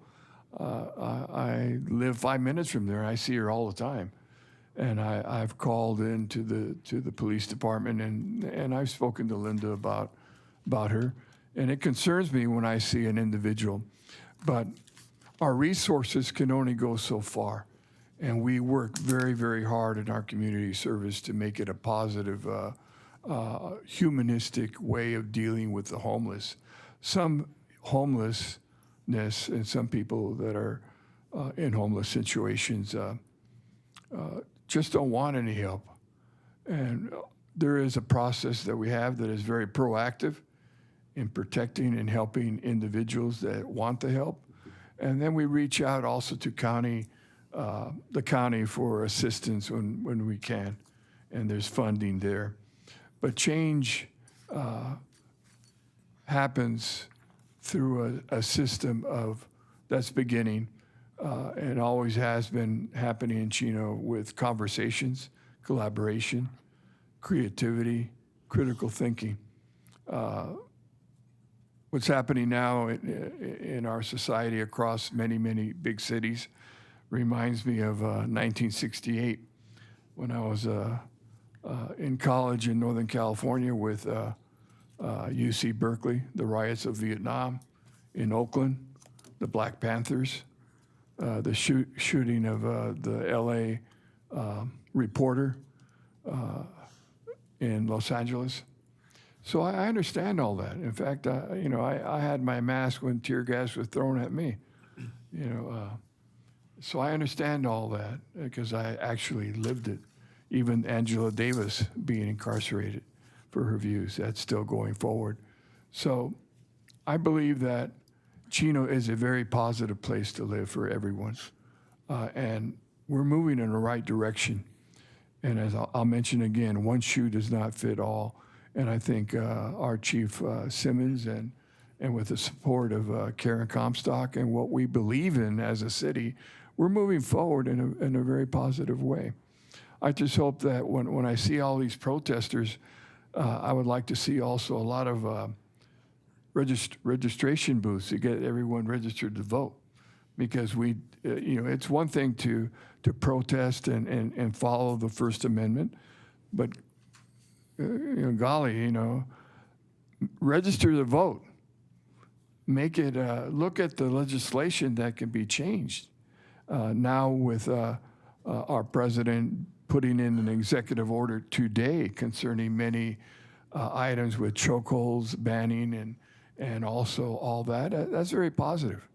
And that's a direction. Now it's up to the other part of the group, the Senate and the House to come up with agreements that I think that will be positive, not just for the city of Chino, but a change that is being called for not only in the United States, but also internationally in major cities as London and Rome and in Germany and even in Australia. So there is hope, and we need to keep focused on dialogue and also to make sure that you vote, be able to change that legislation. And I look forward to working with the chief and the council and ensuring that our community service is funded a little bit more to be able to have changes in that that are addressing the needs of the community. Housing is one issue that I've always mentioned. Affordability with, and there's bills that are now coming down the tube, and we know about that. And they're not just hoaxes; they are actual legislative laws that need to be addressed. So, I think there's hope for the future, for very positive change, not only for Chino, but also for the state of California, and for the United States of America. And I am in much support of the needed conversation that should continue. So that I would like to end with that. Mark? Okay, lots have already been said about this, but I'll just want to make a few little comments. First off, to anybody out there that thinks that I'm offensive if I roll my eyes, trust me, I don't mind that at all. Call me out on it. But if you're going to come up here and you're going to present misinformation, information that's just out and out wrong, you can't do that either. You have to be responsible for that. Now, there's a lot of information out there that people are putting forth that are great ideas. I'm one of the first, I would say, on this council to meet with anybody that wants to meet with me about anything that's going on in the city that we can improve. I've had those conversations with people in the audience as recently as last week that want to know what's really going on. And I've said from the beginning, even when I got involved in coming on the council, was walking my district, I couldn't believe how much misinformation is really out there. And I don't think we can have an honest conversation if we don't know where the foundation of that comes from. You can't just make up things on either side, quite honestly. And I'm welcome to hear the comments up here. I think my colleagues will suggest to you that I'm here to stay here all night. If there's 100 people that want to talk about something, I'll stay here all night and listen to you. So, however, I'm going to tell you that I come from law enforcement background. That was my profession. I'm going to be honest about that. But I think it's added almost 34 years of experience that you don't have, that I have, and understanding a little bit another side of things or an element of those things, going through the 80s, the 90s, the 2000s, and then the switching of the pendulum 2 or 3 times in my 30-year career. But certainly law and order is something I'm going to defend and never defund. So just know that that's me. And you're absolutely right. If you have to see me in the ballot box and remove me, I'm all good for that too. But I'm never going to lie to you about what I believe in and what I support and what I don't support. And I do not support. Look at, if you were really involved in a lot of this budgetary process, as we've had our meetings, which I understand, sometimes just people can't make them, but we scrutinize this budget pretty significantly and scrub it down. And I think the department heads here, I think the city manager, all of them know that we're tough on them. Don't come to us with some stuff, but if you're also going to compare Chino to everybody, you can't do that, because Chino is so unique in his police department, its city services, community services. We offer more counseling than any city around this southern region offers. We are already involved in those things. So now if you want to really get down to the nuts and bolts and we want to grind something out that's happening in Chino PD and we need to eradicate that, man, I'm all in for that conversation. If there's something that we need more of in community services, I'll be here in an hour's notice. You tell me you want to talk to me and I'll be here and talk to you about that. But that being said, you have to be reasonable on the other end too and understand that it's just not a simple matter of saying yes or no. It's not just a simple matter of just saying, you're right, I'm wrong. There's a lot more that comes into it. And we're just one of those little tiny pieces of that pie. And I am ecstatic. I feel honored that I have the privilege to live in this city my whole life. I've been critical of the council before I was on it, and I was also complimentary. And I think that me coming on the council, I had a lot of learning to do, and I've learned a lot of that. But one thing that I'm just going to stick with is that I'm not in favor of defunding, reorganizing, revising, correcting. I'm all for all that stuff. But it's, in terms of what I know as defunding, unless you have a different definition of defund, is to, and one of the young speakers said it there too, was not just to defund, was to abolish. So on my watch, that's not going to happen if I have a vote up here. So that'll conclude my comment. Tom? Okay. Is my mic on? Okay. Yes. Well, first of all, I'd like to thank all of you for coming up and speaking. I know it's not easy to come up before this board, and I think the comments made by the council so far have been spot on, and some of your comments have been pretty good. But I'd just like to say a couple things. A lot of the crime that we have does not come from Chino residents. They come from out of the city to Chino to commit crimes for theft or robbery, all that. Unfortunately, it's not just Chino people. It's people from out of the area that come in. The body cameras that we installed a few years ago has helped quite a bit in behavior on both sides. We've had people come back and say, "Oh, the police did this to me and they did that to me," and then when you show them the body camera, it's just not true. that wasn't the case at all. As far as community services go, our programs in our counseling and our youth sports and all the different things that we do, our city spends about our budget's $18 million for community services, which I'd like you to go around in any other city to find that kind of money spent. A lot of other cities, they send their people to us for counseling from that standpoint. So could we do more? Obviously we could do more, but right now our community services, which has the most employees in the city, is in community services. They're the number one, and they do a great job in all the different programs that the city does offer.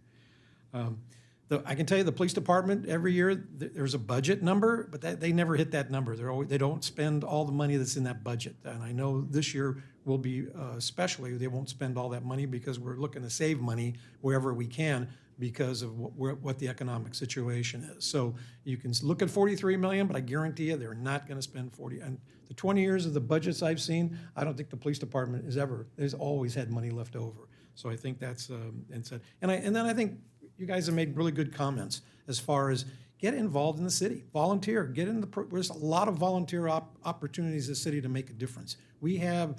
Every year we have a volunteer recognition dinner and hundreds of people come I don't know, can't remember the number of hours. The mayor usually, I don't know, we have thousands and thousands of community hours of volunteerism in the city, and you can do that too. I mean, it doesn't matter how old you are, if you can spend a few hours volunteering, you can make a difference. So that's my comments.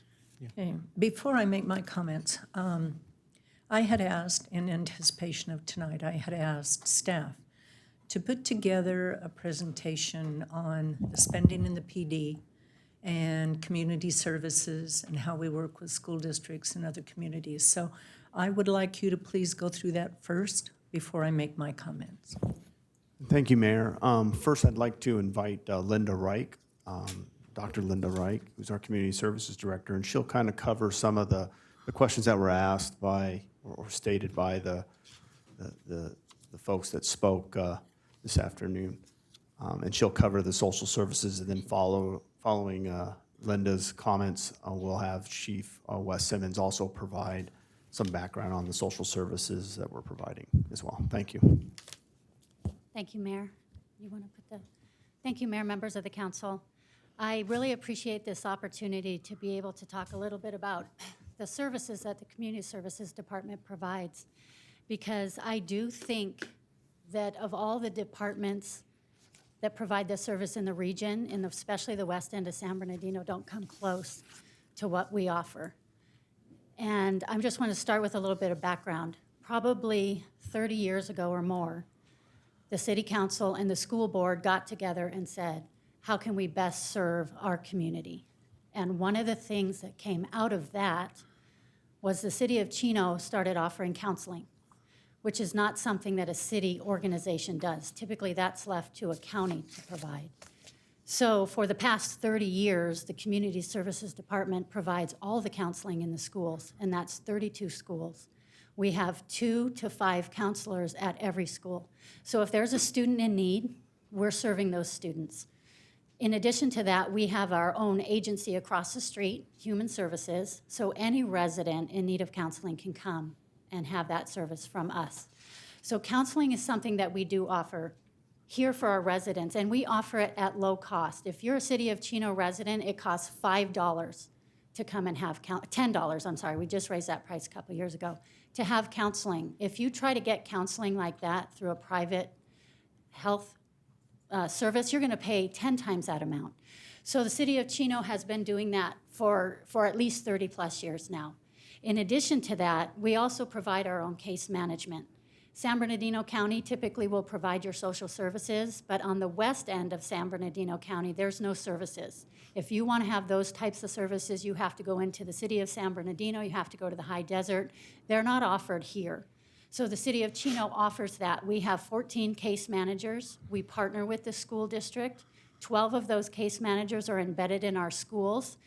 We have 5 family resource centers in our schools so that our students in need, our families in need can go to those resource centers. They can get food, clothing, help with education, help with Medi-Cal, Medicare, help with housing. So we have this system in place to help our residents right now. And it's not just in our schools. We also have it at our senior center for our seniors, and we have one at the neighborhood activity center. And they are busy, and they are more busy now than they have ever been with COVID-19. So we do serve them with that as well. The family resource centers, for those of you who don't know, are a partnership with the school district. The superintendent a few years ago said, hey, how can we serve our residents better? And so we started this program. We had one family resource center, and it primarily served 0 to 5. So between the superintendent and the city, we said we need 5 of those, and we need to serve all ages. So we put that in place, and I think we're in our 3rd or 4th year with that, and it's a fabulous program. In addition to all those other things, there's a health center right at the adult school. Anybody can go there. Our case managers can refer. People can get vaccinations, anything they need. So those are awesome. The other programs that we have in place that aren't necessarily case management or counseling, but we have so many youth programs. We have classes, we have sports, we have volunteer opportunities. We have a teen advisory committee, kids in our high school, in our middle school that come and help advise us on what we need, what we can do, what do the kids need, how can we help? And those kids are amazing, and they come to us and they help us with ideas. We have a volunteer corps, and Councilmember Howie was talking about how many hours. It's close to 50,000 hours a year of volunteers that we have in our city coming to help us do what we do. When we talk about, you know, our homeless, and Bernice up on Philadelphia, we have offered her services. We've gotten her a place to go on several occasions. She turns us down every time. We have Social Work Action Group, which is a nonprofit that we work with, and they help us with the police department, and we serve all of our unsheltered population, and we help to find them places to go. We have prevention intervention programs that we offer in our schools, which are not common, but our school district and our city are different. We have tobacco use prevention education, where we tell the kids, hey, don't smoke, don't do drugs, because we want you to be productive adults. We have a positive actions for life success. And what that does, it's an intervention. So when kids are in kindergarten through third grade, if they're not fitting in, if they're not really understanding school, we go in, we work with those kids, because if kids are not successful by the third grade, their chances of failing later as they get older increase. And we want to make sure that our kids are successful. We have a teen center that we offer teen programs, and all of these services that we provide, and you know, Tom, you mentioned our budget. If you look at what we're doing, of our entire budget, about $4.5 million goes towards social services. And one of the reasons Chino is 100 best communities to raise kids is because the council has invested in these services for many years. I've been here for 18 years, and we have done all these services for that long. And I moved to Chino with my kids because I know exactly what we offer, and I want my kids to have that opportunity. And I think I would love for any of you to come volunteer with us. Let us show you what we're doing. Let us show you how we do it. You can help us with that. If you want to help us mentor teens or work in our Hope Family Resource Centers, we welcome that, because we don't function alone. We function with volunteers, we function with the school district, and we function with all of our nonprofits that we work with to serve our community. So up on the thing, you'll see kind of how our budget's broken out. We've got our parks and facilities, but $4 million for social services. And if you look at what we do compared to our neighbors, we do like 100 times more. We serve our community better. We care about everybody in our community. And we have a staff that's amazing, and they go out and do this kind of work every single day. So that's kind of a nutshell on our social services. If you'd like me to answer anything specific, I'm happy to do that. Linda, I'd like to go a little bit more into the homeless. Okay, so, you know, like I talked about, the services on the west end of the county are sort of non-existent here. So what we have done is we've put together our own little task force. It's the Community Services Department, the Police Department, and SWAG, which is Social Work Action Group. And then we partner with the County of San Bernardino. So we've had this with SWAG in place now for a little more than a year. We have been successful in getting close to 45 people sheltered. And one of the things that we run into, and it's not that they don't want help, it's that most of them have an addiction or they have a mental illness. And when they have a mental illness, they don't want our help. They want to stay on the streets. If they have an addiction, it's very hard to convince them to go into a treatment, because they can't go into housing until they go into treatment first. But our team that works together with the police department has their own team, quality of life team, I believe it's called. We've got our counselors and our case managers, and then SWAG. And again, it's only been a year, 45 off the streets so far, and every day we're encountering people. And when they want our help, if we approach them and they want our help, chances are we can get them off the streets within a week. And that's been pretty successful.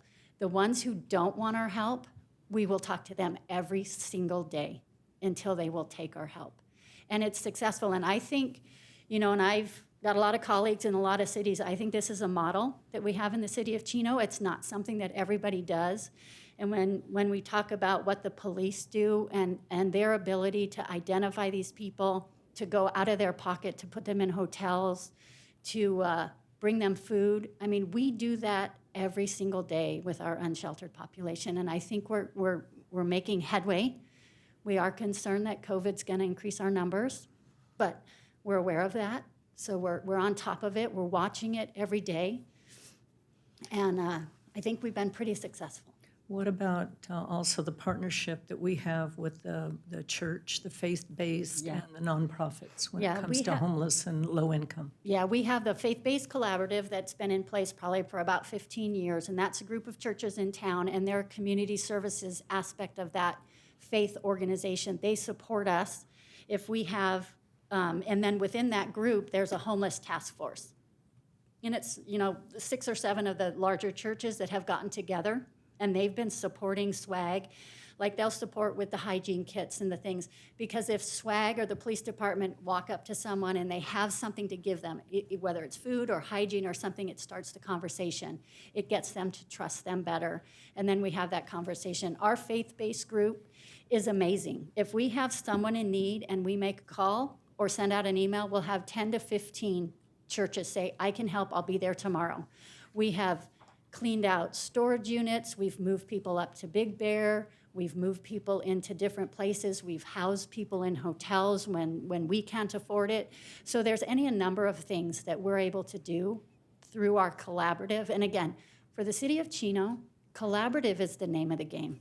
Because as a city, we don't have all the skills, we don't have all the knowledge, and we can't do everything. But when we partner with the people who have that and we're doing it together, we're so much stronger.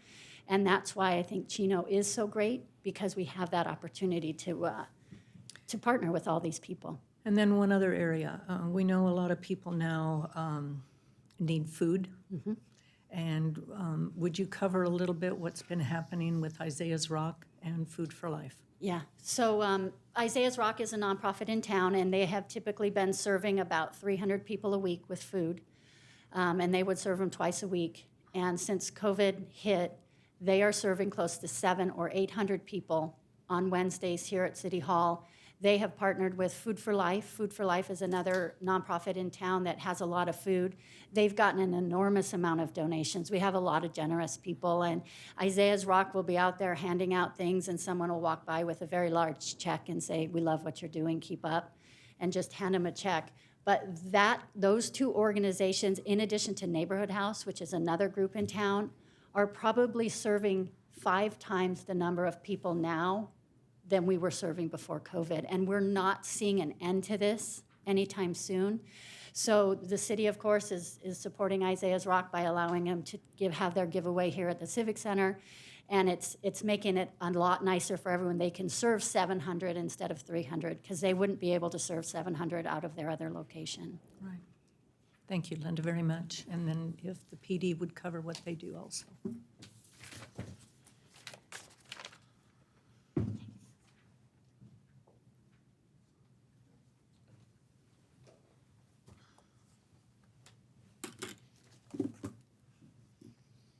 Thank you, Mayor and Council. I really appreciate this opportunity to come and speak to you as well as to our community. I want to start off by saying how proud I am of the men and women of the Chino Police Department who selflessly serve this community. They see this community as their own community. Many of them have come from this community and are a part of it. We do a lot when it comes to social services and outreach, and for those who have been a part of our community for a while, they know that. They know that our officers are out there on their own time, hosting barbecues for underprivileged kids, for people who need assistance. They're donating backpacks, donating food, donating equipment. They're out there every Christmas with their sleigh, bringing toys and Christmas trees to those who don't otherwise get those things. And I wanted to talk about some of the things up here. Our school resource officers. Unfortunately, you're more likely to be killed by a bullet in a school than you are by a fire. Okay, those are the facts. And our school resource officers are on that campus primarily to keep our students safe. They're not there as disciplinarians anymore. That's not their role. Their role is to keep them safe and to be a mentor to those kids. That's why we're there. There is real crime in the city of Chino. My goal would be certainly that we wouldn't need police anymore, but unfortunately our society does not dictate that.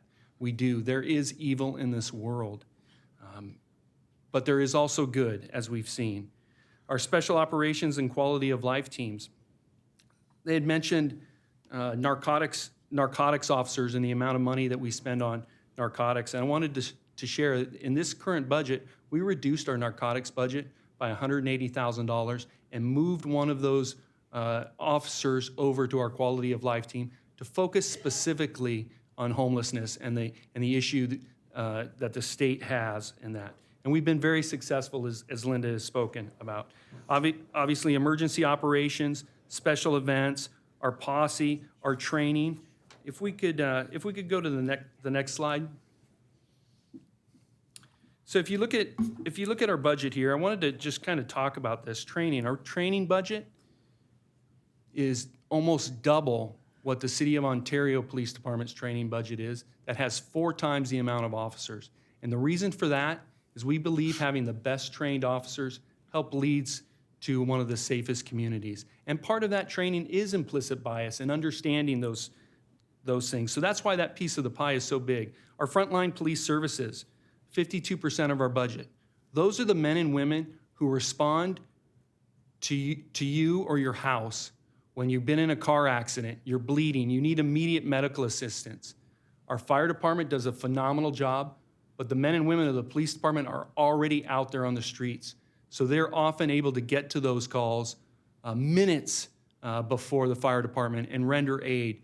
And as you know, being a part of our awards ceremony, you see the videos of those people saving other people's lives. Absolutely. So these are critical things that if defunded would go away. Also, somebody's breaking into your house. It breaks my heart that somebody would be fearful to call the Chino Police Department to their house when somebody's breaking in.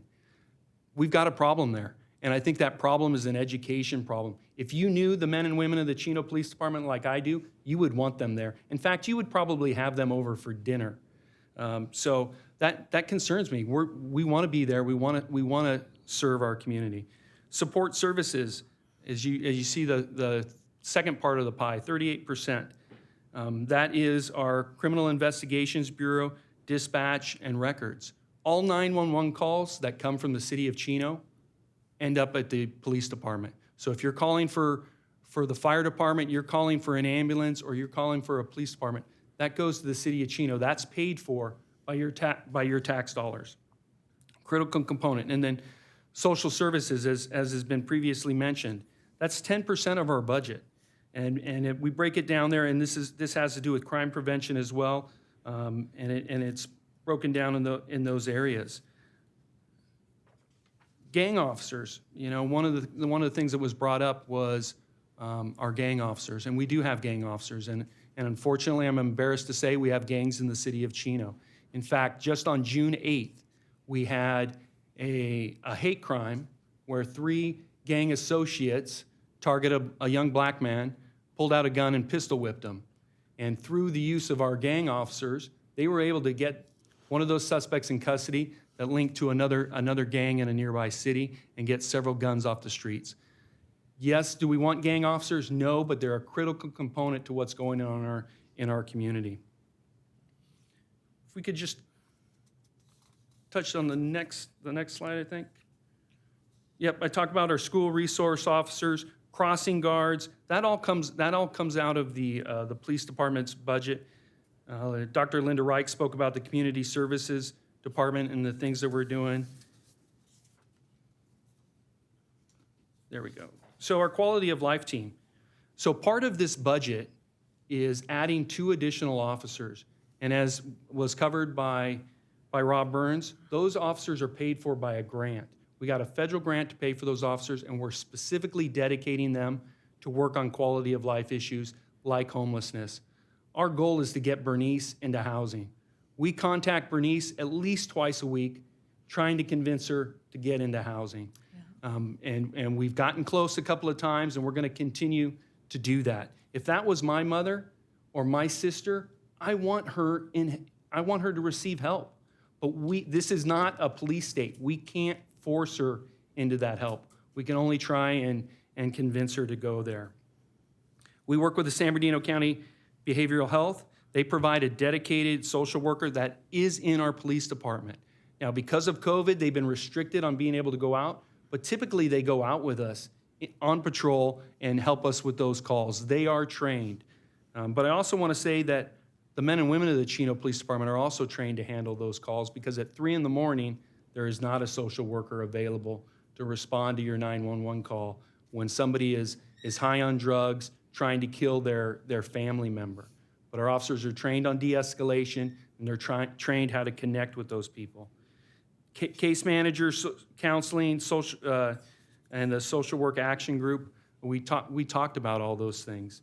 The last thing I just wanted to mention was to thank our community for getting involved. We did our community forum on Thursday. We had a great showing of people participating. As I said, the Chino Police Department has long been engaged with our community. We encourage people to get more involved. We do a Citizens Academy. Come in. We allow people inside the police department. We show you what's going on in there. We don't hide anything. We were one of the first agencies in Southern California to go to body cameras. Before that, we digitally recorded our contacts for over 20 years. We believe in transparency. We believe in doing what's right, and the men and women of this department are committed to you and this community. Okay, I would like you also to address what I call the elephant in the room. Whenever you get a bunch of people together, you're going to get someone who is, I'll call bad, for lack of a different term. Every group of people has someone that is a rogue.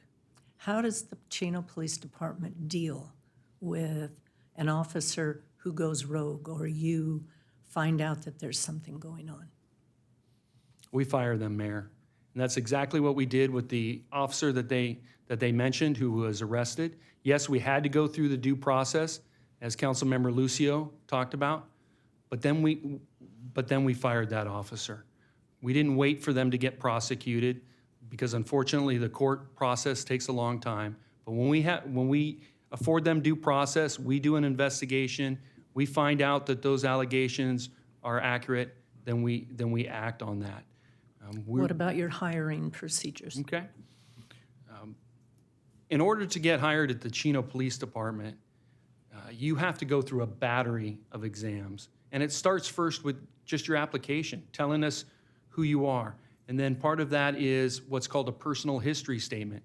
And that's where you lay out all the things that you've done in your life. And I'll share, we're not looking to hire perfect people, because perfect people don't exist. But we're looking to hire honest people. So people come in, they share with us what they've done in their lives, and we all have a past, but we specifically focus on biases. And we do that through that process. We do that through our interviews to see if there's any of those tendencies to bias. We then polygraph. We're one of the few businesses that is still able to hook people up on a polygraph, because there are good liars out there. And if they're lying to us, we want to find out about that. So we're gonna polygraph to find out if they've lied to us about what they've told us. And then we're gonna conduct a psychological exam too, to make sure that there wasn't some mental defect that is gonna cause this person not to be a good police officer. We're looking for communicators. A good police officer is somebody who can communicate with people. And that's what we're looking for through that. So we're gonna weed that out in that process, but can somebody slip through? Sure, somebody can slip through. We hire from the human race, and as I said at that forum, racism exists, bigotry exists in this country. That's not something that's new. So we've got to make sure that doesn't manifest itself in the Chino Police Department. But if it does, we're going to root it out. Okay, thank you very much, Wes. Just can I make a quick comment? Yes. Yeah, Wes, I remember a few years ago, we had a young officer who was trying to make probation, because I think it's 18 months before you put him through probation. And I remember he got fired because he was using excessive force. He didn't last very long in our department because he was just, he had been military and was not a good guy. And I remember he got fired almost immediately. Yep. So. Thank you very much. Thank you. Mayor, Yes. if I may, just to kind of conclude this discussion on social services in our police department, I've worked for 4 agencies, and by far, this agency has supported not only community services, but we also have a very professional police department. It's also important to note that when you compare the social services we provide, many agencies actually contract with the city of Chino. The city of Chino Hills and the school district both contract with the city of Chino to provide social services to those agencies. If you look at dollars and cents, Linda mentioned that we spent $4.5 million on just social services alone. That doesn't even include any of the stuff that the Chino Police Department provides. When you compare that to the city of Chino Hills, they provide $300,000.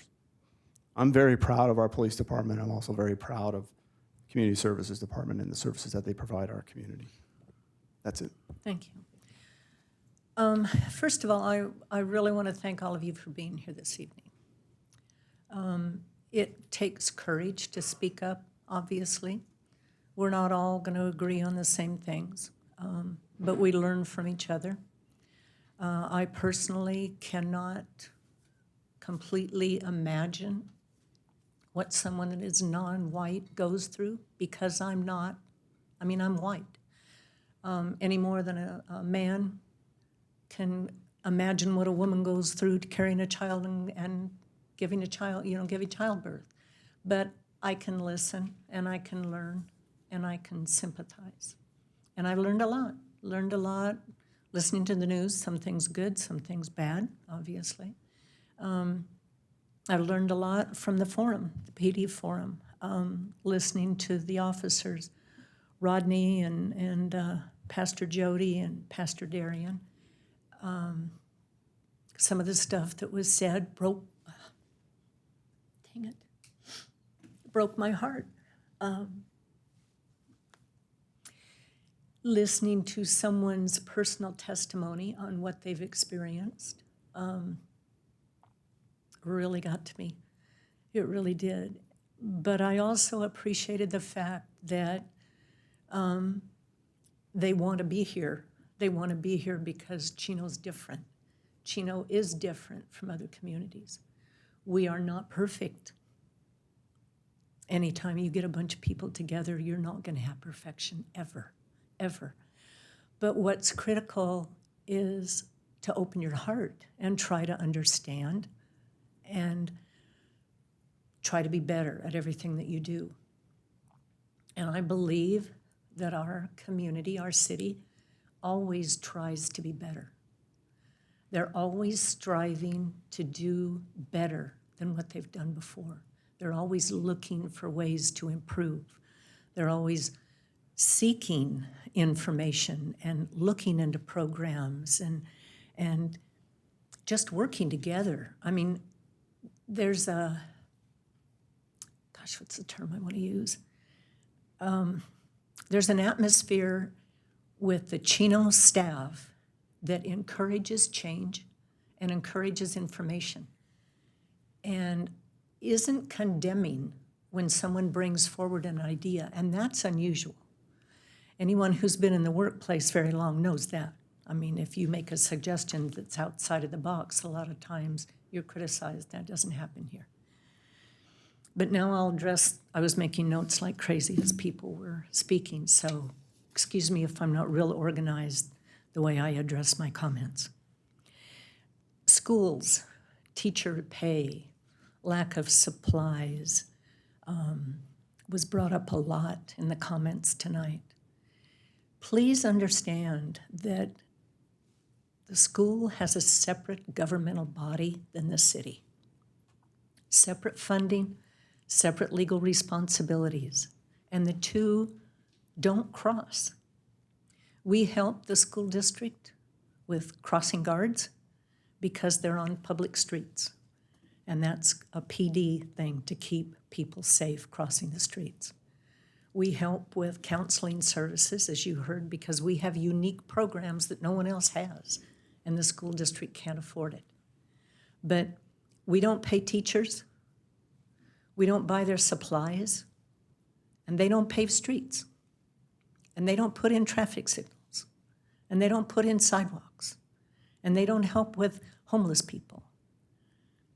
That's our responsibility. So please learn the difference between what a school district is responsible for and what we're responsible for. Because the two are not alike. They're not alike at all. The homeless, you heard that addressed. And Bernice has had, in fact, I think actually, Linda, she actually accepted help once and went to a home and then left within a week or two? A day, not even a week. She doesn't want to be in a shelter. I don't understand it.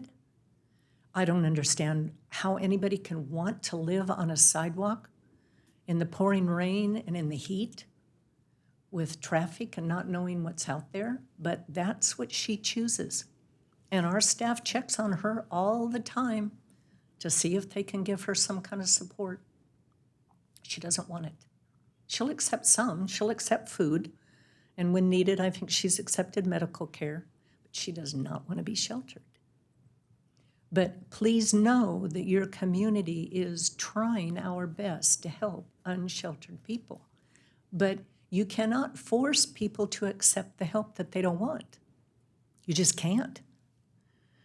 There was an election threat, and I understand, you know, and any of us up here, I'm going to take the liberty of speaking, if we're not doing the right job, then we won't get reelected. And that's okay, because that's the American democracy. But I hope you know by the end of this meeting that everyone up here is sincere and that we really do care about this community. There was a comment about abolishing the gang unit. And most people here today that spoke were young. So many of you probably don't know this, or maybe you do, I don't know. But we historically have had a very bad gang in the city of Chino called the Chino Sinners. Those of you that belong to a family that have been here a couple of generations probably have heard the horror stories, and these were bad people, really bad people, and they still exist. But because our PD keeps close tabs on their activities, you don't hear about them anymore.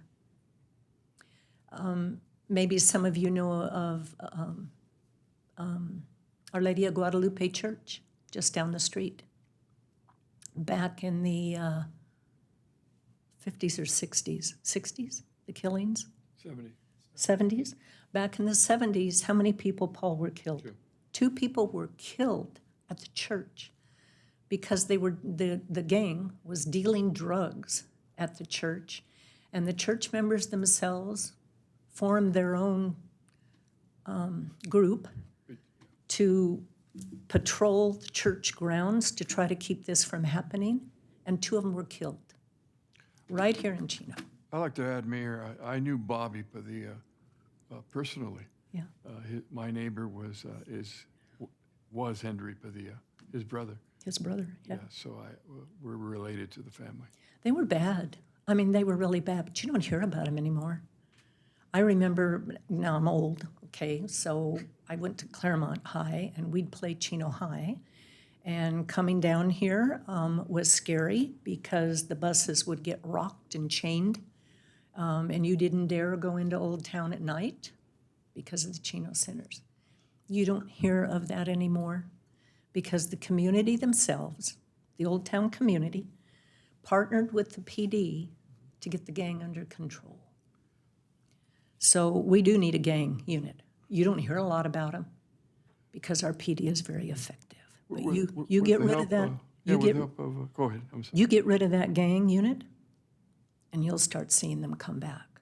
Yeah. One of our former chiefs ran into a gang member, was talking to him, and the guy said, you know, I lost my lease on my house, I got to move. And he goes, oh, you know, where are you going? You going, you know, out of town? He goes, oh, no, I think you'll remember this, Wes. It was Chief Pruitt.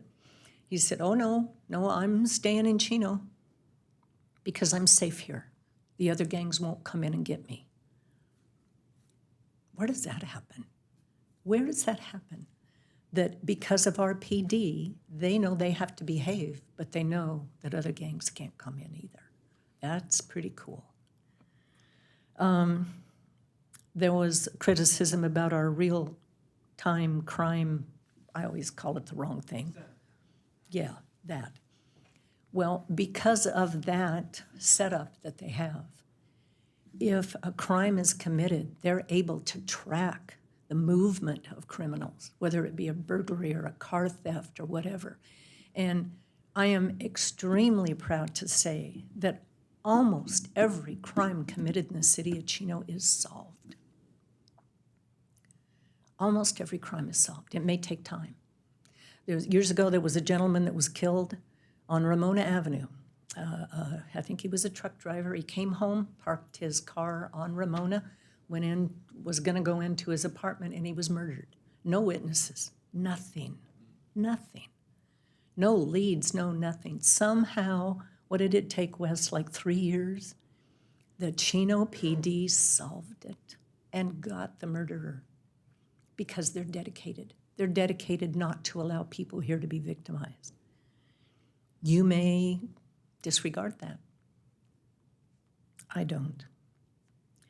There was another comment also that they felt the PD being involved in the protest was cute, maybe inappropriate. The PD was involved because they didn't want anybody hit.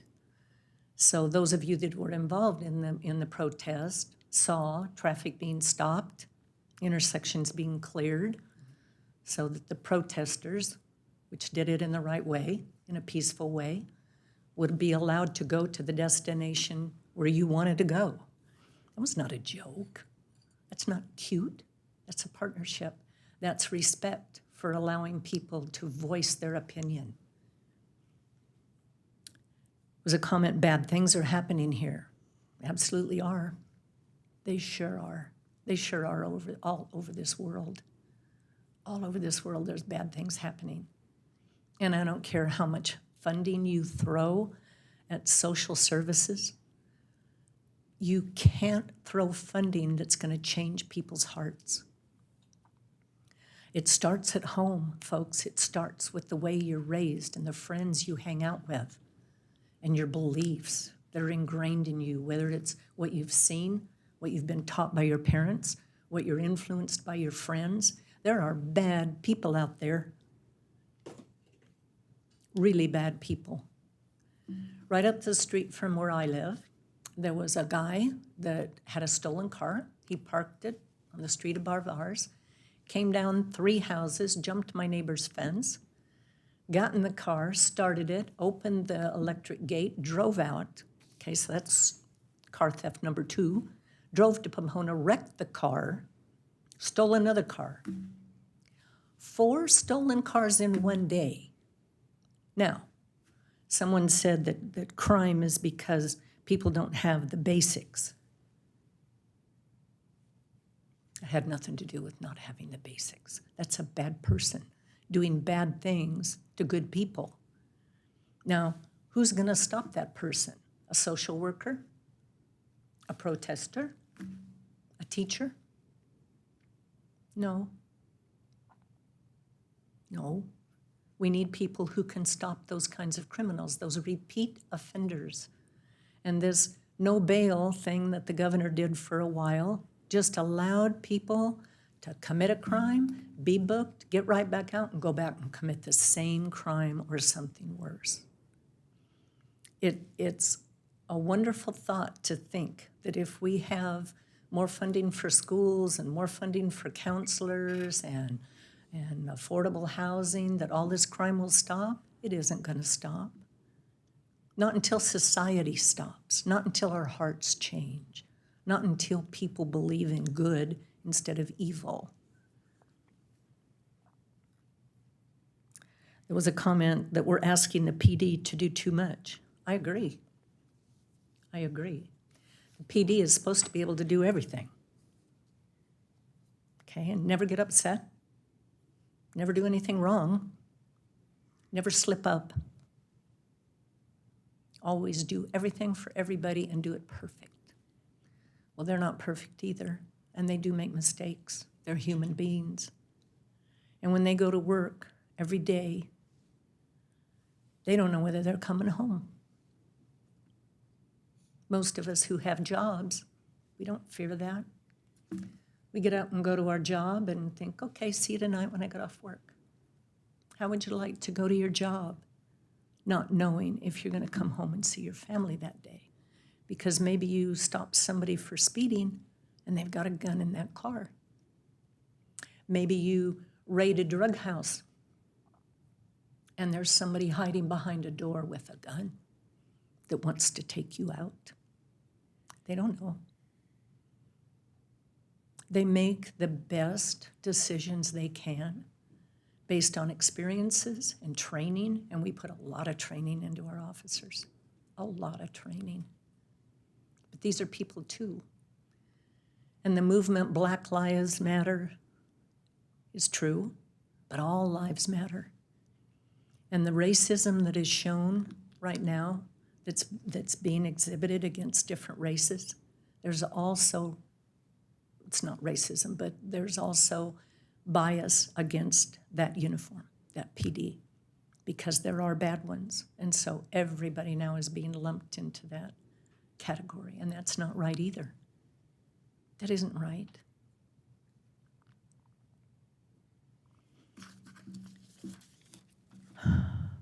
I mentioned PD's always seeking to improve, and I think our Chino Police Department is different.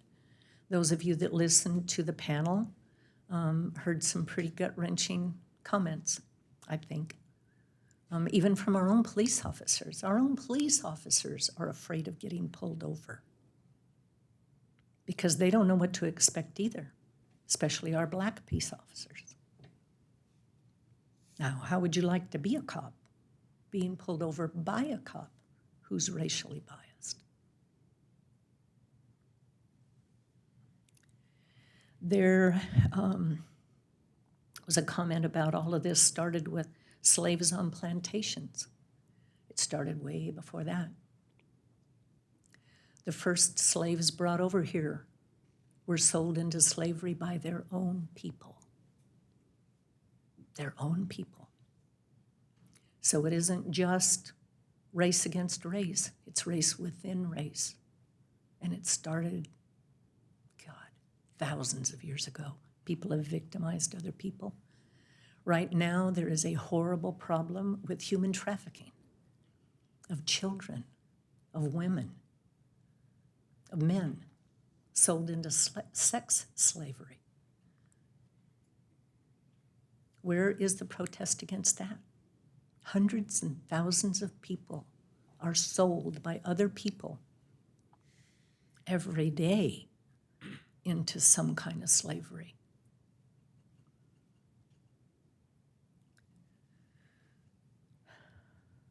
I mentioned you can't legislate morals, and you can throw any amount of money you want toward anything, but you're not going to change people's hearts. That takes working together and understanding each other. Many of our own police officers take funding out of their own pockets to help people.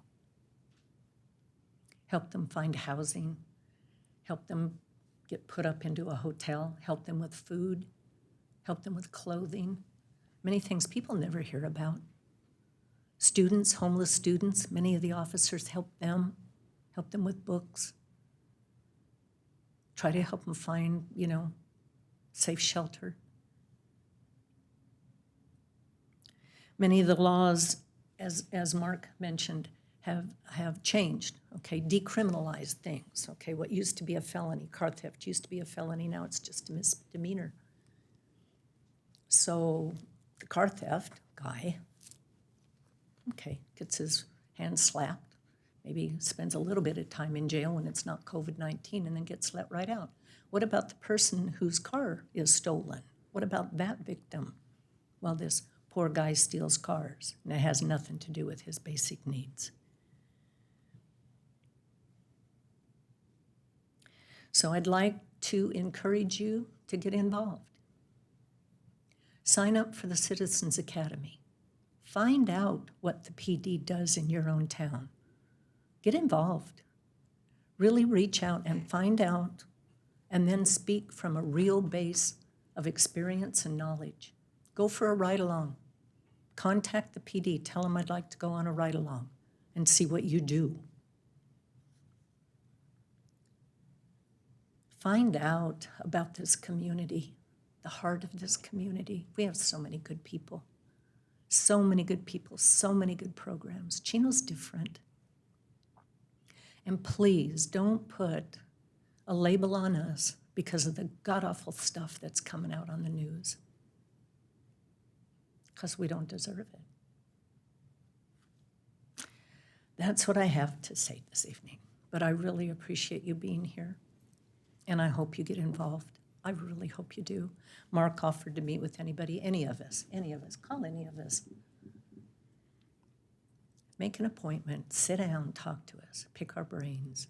You know, you had some ideas, and maybe things can change around, you know? You give us new ideas. We've got to pass this budget.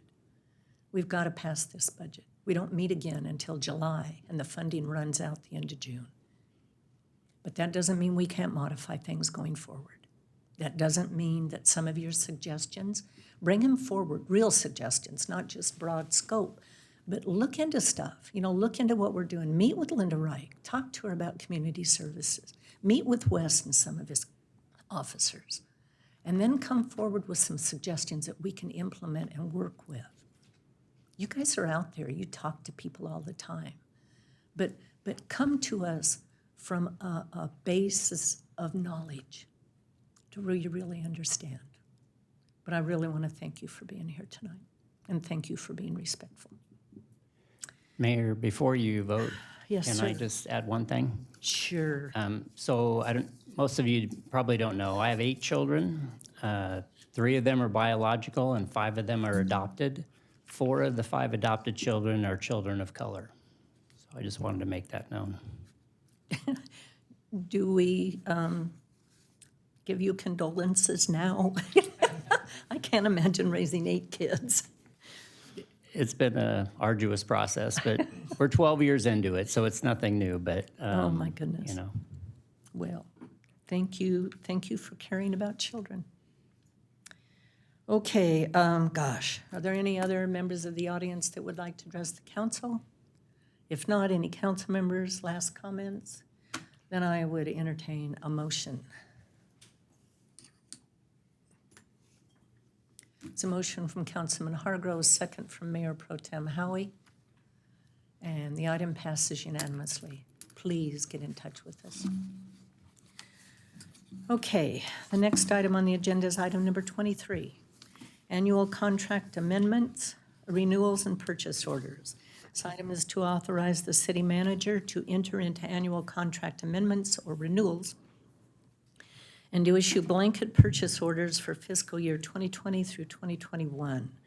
Our staff report this evening will be provided by our purchasing manager, Mr. Daniel Vest. I told you. Good evening, Mayor and members of the City Council.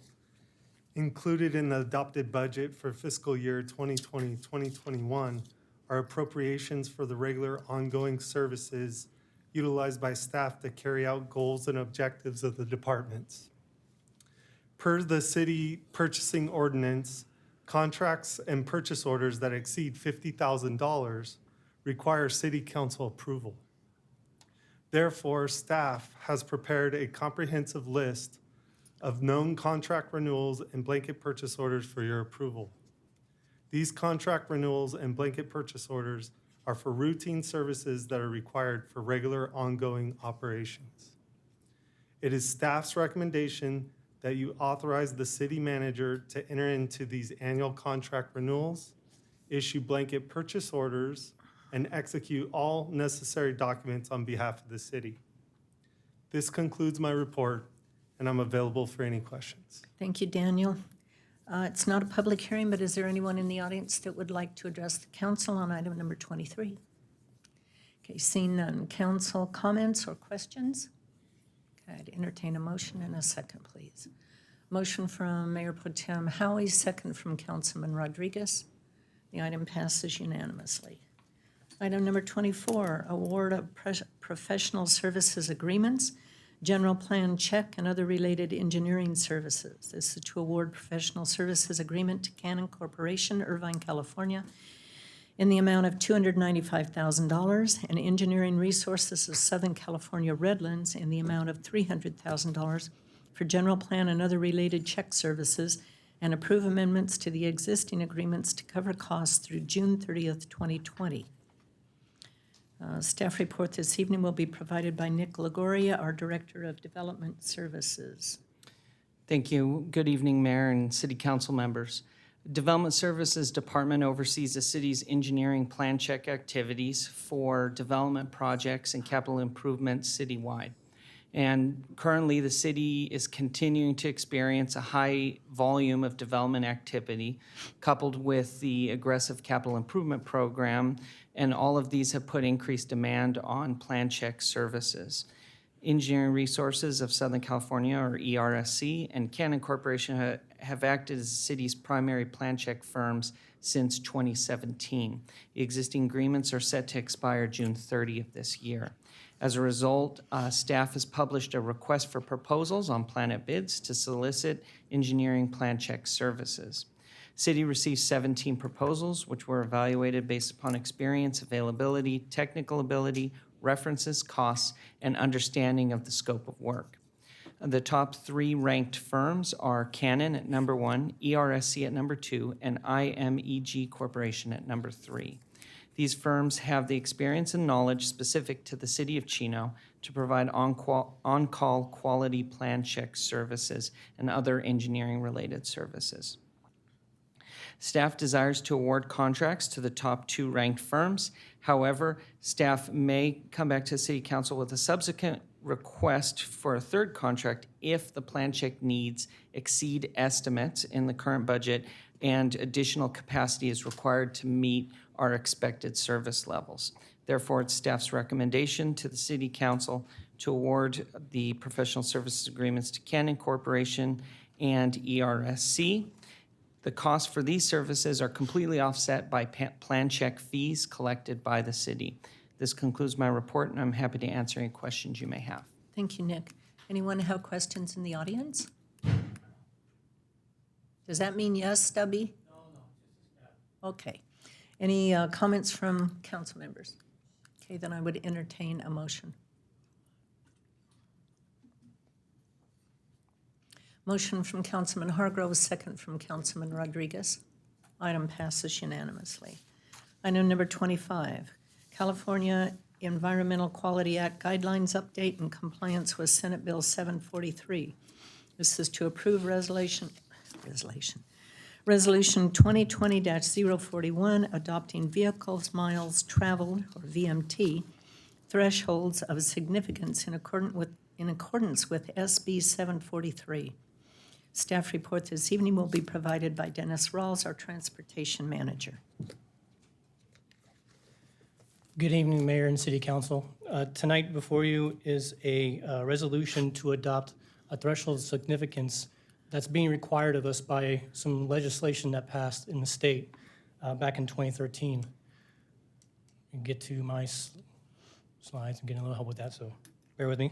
Back in 2013, Senate Bill 743 changed the way we analyze traffic impacts under CEQA, the California Environmental Quality Act, in that the guidelines changed to where traffic impacts are no longer, am I doing that or? I don't know. Okay, sorry. Traffic impacts are no longer going to be, well, let me back up a little bit.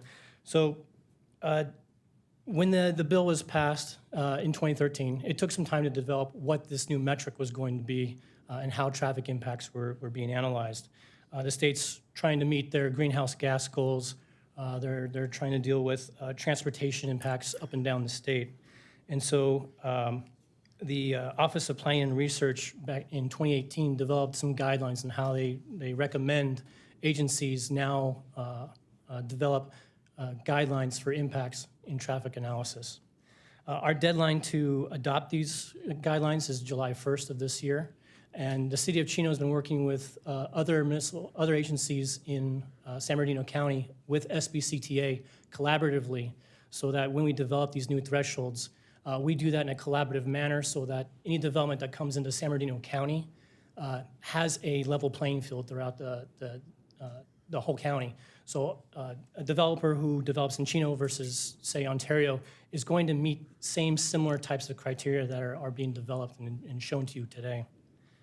The bill really strives to encourage reducing the greenhouse gas reductions by the state, encourage development of multimodal transportation networks, and encourage diversity of land use.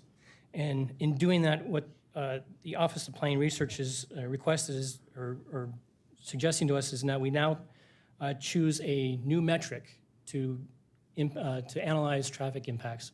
Previously, it was level of service. You may have heard a letter grade assigned to certain traffic features, whether it's a level of service like school grades, A, B, C, D, E, and F.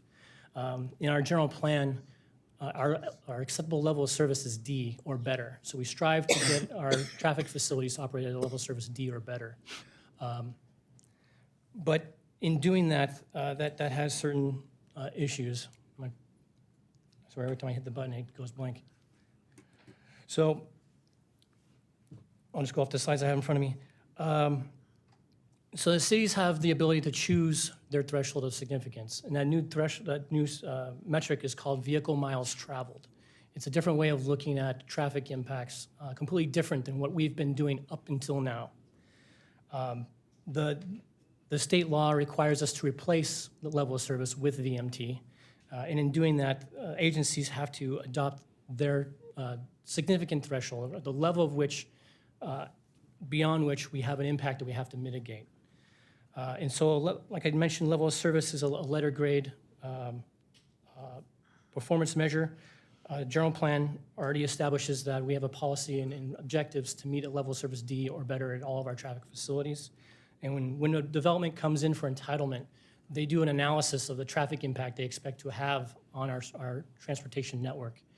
If they find that a facility is already at or exceeds that level of service threshold, or the addition of that project pushes that facility beyond that threshold, they have to mitigate that. They have to show how they can bring that level of service back to an acceptable level. And that's where you'll often see conditions of approval that'll call for the addition of a traffic signal or the addition of a left turn lane or some kind of traffic improvement, the widening of a street to meet those level of service requirements.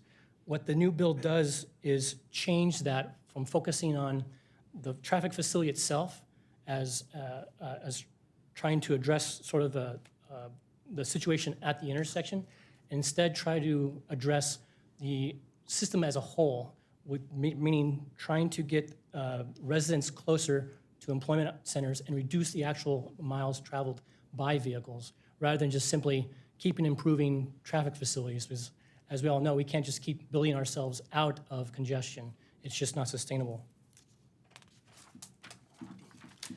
So what is VMT? A vehicle miles traveled is essentially one car traveling 1 mile. That's one VMT. Likewise, 4 cars traveling 10 miles each, on average, would generate 40 VMT. And so you can't just say, well, the city of Chino is going to have a threshold of, say, 1 million VMT per day. Because how do you measure that? How do you even know you're even getting close to that without really analyzing it every day? So instead, what we look at is developing a efficiency metric. And so what we look at is, well, through traffic modeling and through other means of analysis, look at how many people are driving, how far on average they're traveling, and try to take that as a metric and reduce that overall. So looking at that VMT per population, per not only our residential population, but our employment population, how many people actually come to the city to work.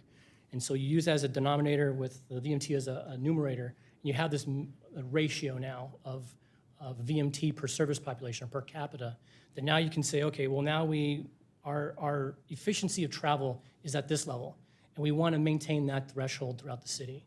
And so now what the state has asked us to do at SB 743 is pick that threshold and make it so that any new development that now comes in has to meet or be below that new threshold, so that we as a city provide more efficient travel amongst the city. Now, in doing that, we have to pick a threshold, and in working with SBCTA, they hired a traffic consultant that provided a technical document, which is included in the staff report, that helps provide substantial evidence, which is what you need in CEQA to be able to adopt any kind of threshold of significance. And so in that, the cities are allowed actually some options in terms of how they can adopt that threshold. In Chino, what staff is recommending that we adopt is a threshold that is based on our general plan build-out level as a city.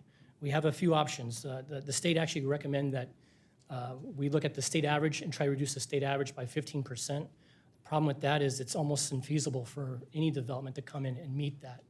So rather than try to meet an expectation that is unmeetable, at least in this area, in a suburban setting, we are allowed through CEQA law to pick a jurisdictional local threshold in and of itself. And so that's what we've chosen to do is choose our threshold based on the city of Chino, and to do that based on what our general plan horizon year is, where we anticipate we're going to be. Currently, our horizon year is 2040.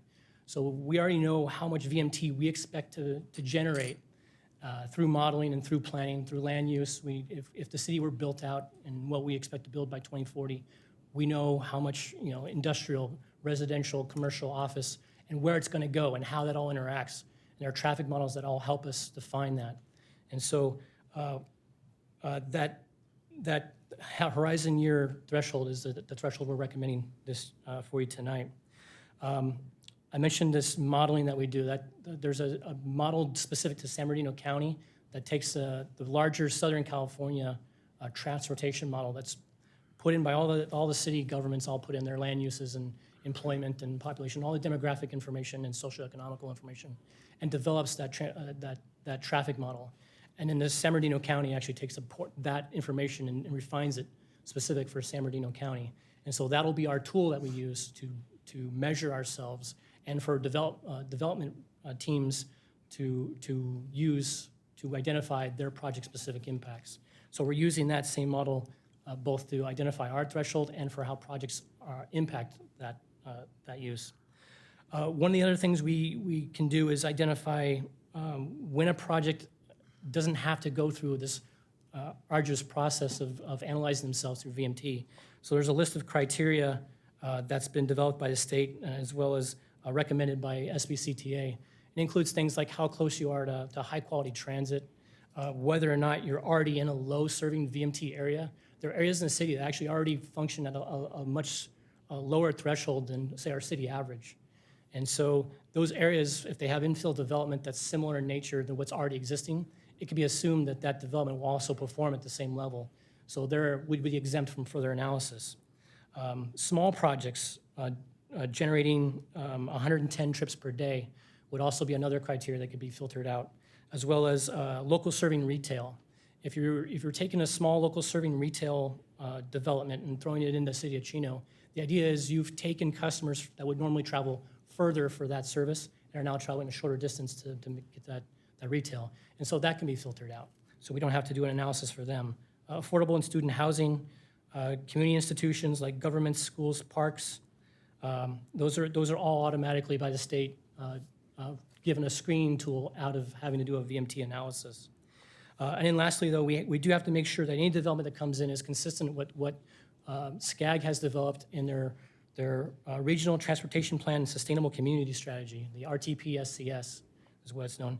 So that's like a long-term plan for the entire SCAG area.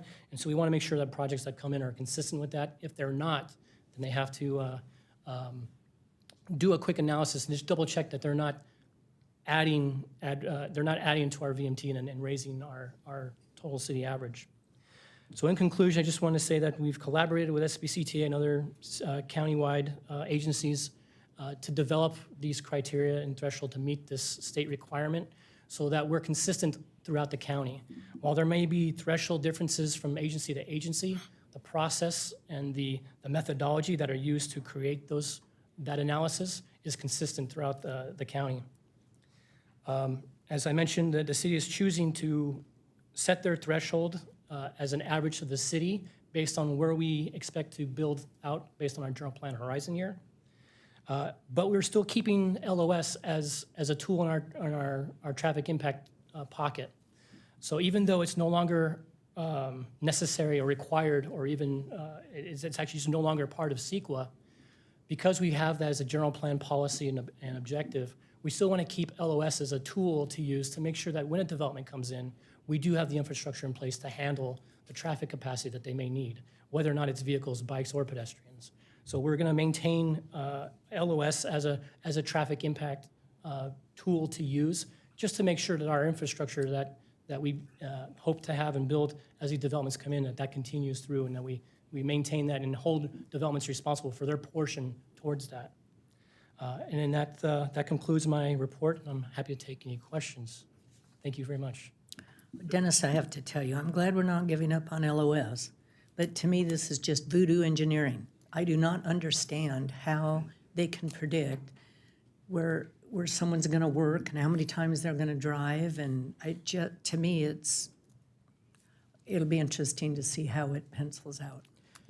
And if I may, I will say there's probably some voodoo in it, but it's really knowing the demographics of the land. It's knowing that there are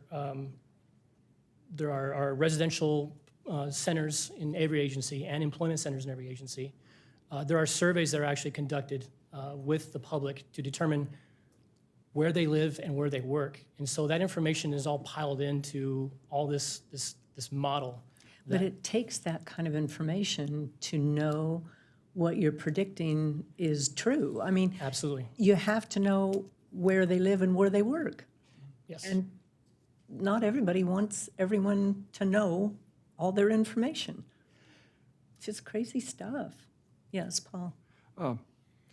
I can maybe give some information as to my understanding as a panel member for SCAG, for the Community Economics and Human Development, ETS, Emerging Technology Systems, and also Transportation. As you know, SCAG did complete a Connect SoCal statistical information for 2020 through 2045, and it's a regional transportation plan, sustainable community strategies. So that I was in attendance when they reviewed this back in, you see, we're in June, so it must have been in November. So SCAG has been mandated with the feds and collaborated with the federal government to collaborate statistical information that sort of looks into the future and predicts, okay, the population of the city of Chino will be this. This is the amount of using, of course, statistical information with development of housing and transportation, all that. They've made predictions, statistical information that have been adopted and accepted by the feds when it comes to housing. So it's very complicated. I don't understand it, but to have statisticians be able to do this, I get it, but don't get it because I'm not a statistician. So it does make sense. And I wanted to support you in that sense that recently, it's going to be one of my reports, but I'll say it now, that SCAG recently wrote their findings of Connect SoCal for 2020 through 2045 regional transportation plan, sustainable communities strategy has demonstrated air quality conformity. And they are jointly approved by the Federal Transportation Administration, FTA, and also with Federal Highway Administration. So it's been approved. So what that means is that it ensures that the region's 4,000 transportation infrastructure projects in the plan are approved by the feds and with the studies that SCAG has done. So that's very, very good for our city to know that. And I'm with you. You know, the city, I like to know a question to you. If we're looking at the stats, how many residents in the city actually go out and leave the city percentage-wise to seek work in other areas based on this, say, level of educational and economic growth, background. Because when you look at the stats from SCAG, the city of Chino, most of the residents are usually just high school blue-collar workers. So that would mean to me that the majority of those that have higher education are going to seek, employment. So what percentage would that be, and how many come into the city to actually work at factories and so forth? I don't have exact numbers, although I was talking to one of our planners in doing all this work, and I want to say the statistic was close to like 84% of the population actually leaves the city for employment. But that's total. The that's breakdown a lot. by different various groups, I don't have that information. Yeah, and when you think about just education, and I know the city doesn't mess with building cities and schools and all that, but myself being an educator, with that statistical information that the city is basically a blue collar directed, with 19%, having a BA or above, I would think that a lot of teachers are coming into the city of Chino to work as teachers in that profession because of credentialing with state and all that. Mayor, if I may, Yes. first of all, I want to apologize to Dennis. Dennis had a nice PowerPoint presentation, and we weren't able, and I think it would have been helpful in his presentation. So I apologize to you, Dennis, for that. No worries. The bottom line is, and to your point, Mayor, this is relatively new. This was mandated by the state of California 7 years ago. It's requiring us to, instead of just looking at the efficiency of an intersection, it's now requiring us to look at how far people travel. I think with the hopes that we would provide services, homes, in closer proximity. I think that's the ultimate goal. But to your point, I do think that there's a lot of science that needs to be vetted. And I think the city is welcome to viewing that science, but the engineering needs to be done. And the only engineering that is done, that we're utilizing, was done by SBCTA, which is a regional planning agency or transportation agency. But anyway, I'm sorry, Dennis, about the PowerPoint. That concludes my report. I could tell there was a little bit of a struggle there. Okay, are there any members of the public that would like to ask a question about this item? Okay, any questions from council or comments? Then I would entertain a motion. Okay, motion from Mayor Pro Tem Howie, second from Councilman Hargrove, and the item passes unanimously. Next, item number 26, award of contract water main replacement project at Baker Avenue, WA 205. Award a construction contract for the water main replacement project to G. Hurtado Construction Incorporated. Our staff report this evening will be provided by our CIP manager, Maria Frazier. Good evening, Madam Mayor, council members, and audience. This project will replace an aging and leaking water main on Baker between Terry and Walnut Avenue. A notice of inviting bids was advertised on Planet Bids online bidding portal on May 11th, 2020, and published locally on May 16, 2020, and May 23rd, 2020. On June 3rd, 2020, 18 bids were received and opened. A summary of the result is included in your staff report. The low bidder, G. Hurtado Construction from Riverside, was deemed to be the lowest responsible and responsive bidder with a base bid in the amount of $222,075 for the project. Therefore, as the staff's recommendation, the council approves the staff report with the recommendations indicated. This concludes my staff report, and I'll be happy to answer any questions. Thank you, Maria. Anyone in the audience have questions about this item? Anyone on the council have comments or questions? Then a motion and a second would be appropriate, please. Motion from Councilman Rodriguez, second from Mayor Pro Tem Howie. Item passes unanimously. Item number 27, award of construction contract, Riverside Drive Street Rehabilitation and Traffic Signal Modification Project ST-183 and 11th Street Storm Drain Project ST-211. Award a construction contract for Riverside Drive Street Rehab and Traffic Signal Modification Project, ST-183, and Storm Drain Project number ST-211, and authorize expenditures for construction engineering and geotechnical services, construction management, and inspection costs. Karen Campbell, our project manager, will provide our staff report this evening. Good evening, Madam Mayor and members of the council. Project number ST-183 is a Riverside Drive Street Improvement Project from Central Avenue to 250 feet east of Oaks Avenue. This project includes paving, traffic signal modifications at 10th Benson and Oaks, and a master planned storm drain, which is project SD-211. The project plans and specifications were approved on April 7th, 2020, and advertised in the Chino Champion and on Planet Bids, and on May 26, 2020, 3 bids were received.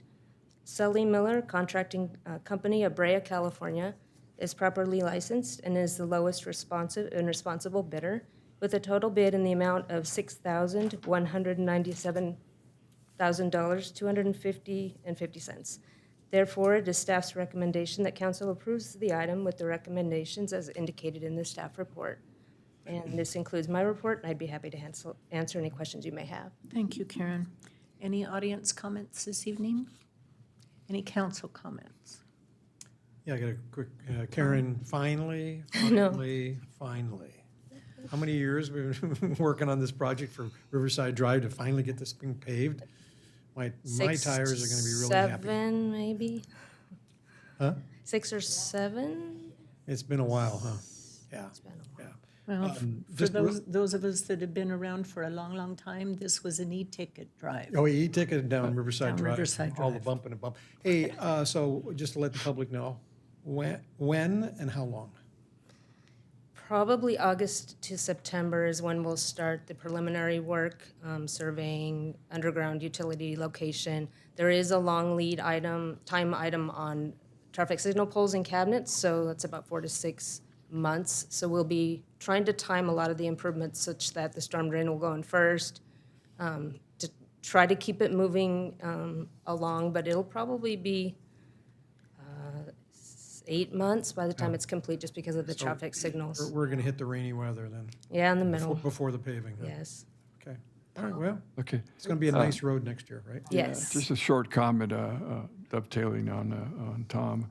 One of my first cousins lives around Riverside Drive, and it has taken so long that she finally sold her house and moved to Eastvale because she could never get around the construction. Oh, But a lifelong, resident of Chino. But she said, "Forget this. I'm Yeah, moving." it's been a mess for a So I'm long happy to time. hear that. Good, it's been a mess. Okay, comments from the public, more comments from council. I think I already said that, getting tired. Entertain a motion in a second. Motion from Councilman Rodriguez, second from Councilman Hargrove. Item passes unanimously. Item number 29, award of contract 3-system storm drain project. This is to approve an appropriation and an award contract to James McMinn Incorporated, Riverside, California, for project SD-153. Three-system. Madam Mayor, sorry to Yes. interrupt. I believe you skipped an item. Did I? Item 28. Darn. Almost. Okay, hang on. Rats. I sure did. I'm sorry about that. Item number 28, award of construction contract traffic signal modification project TR 172 Ramona Avenue at Schaefer Avenue.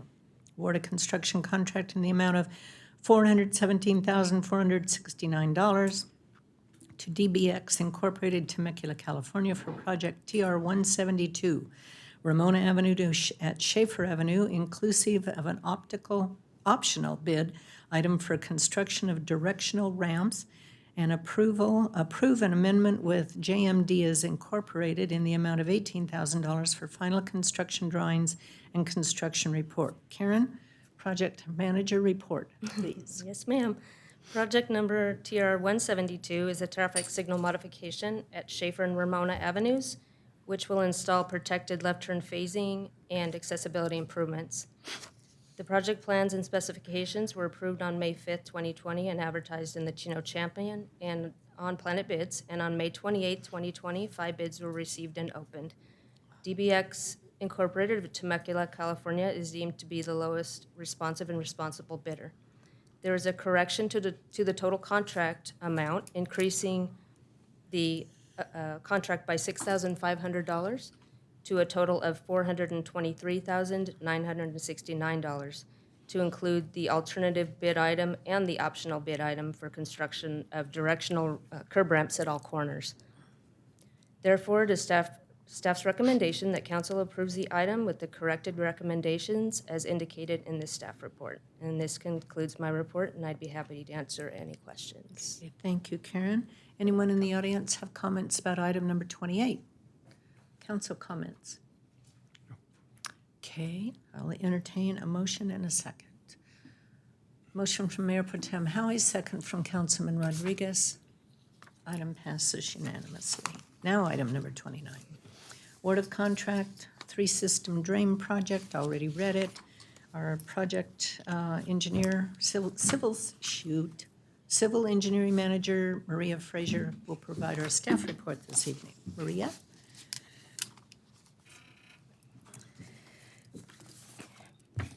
Good evening, Madam Mayor, council members, and audience.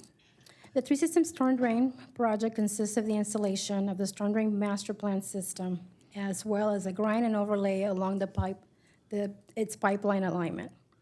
Plans were approved on May 5th, 2020, and a notice of inviting bids was published in both the Chino Champion and Planet Bids. The city received 12 bids on June 4th for the proposed work. A summary of the results is included in your staff report.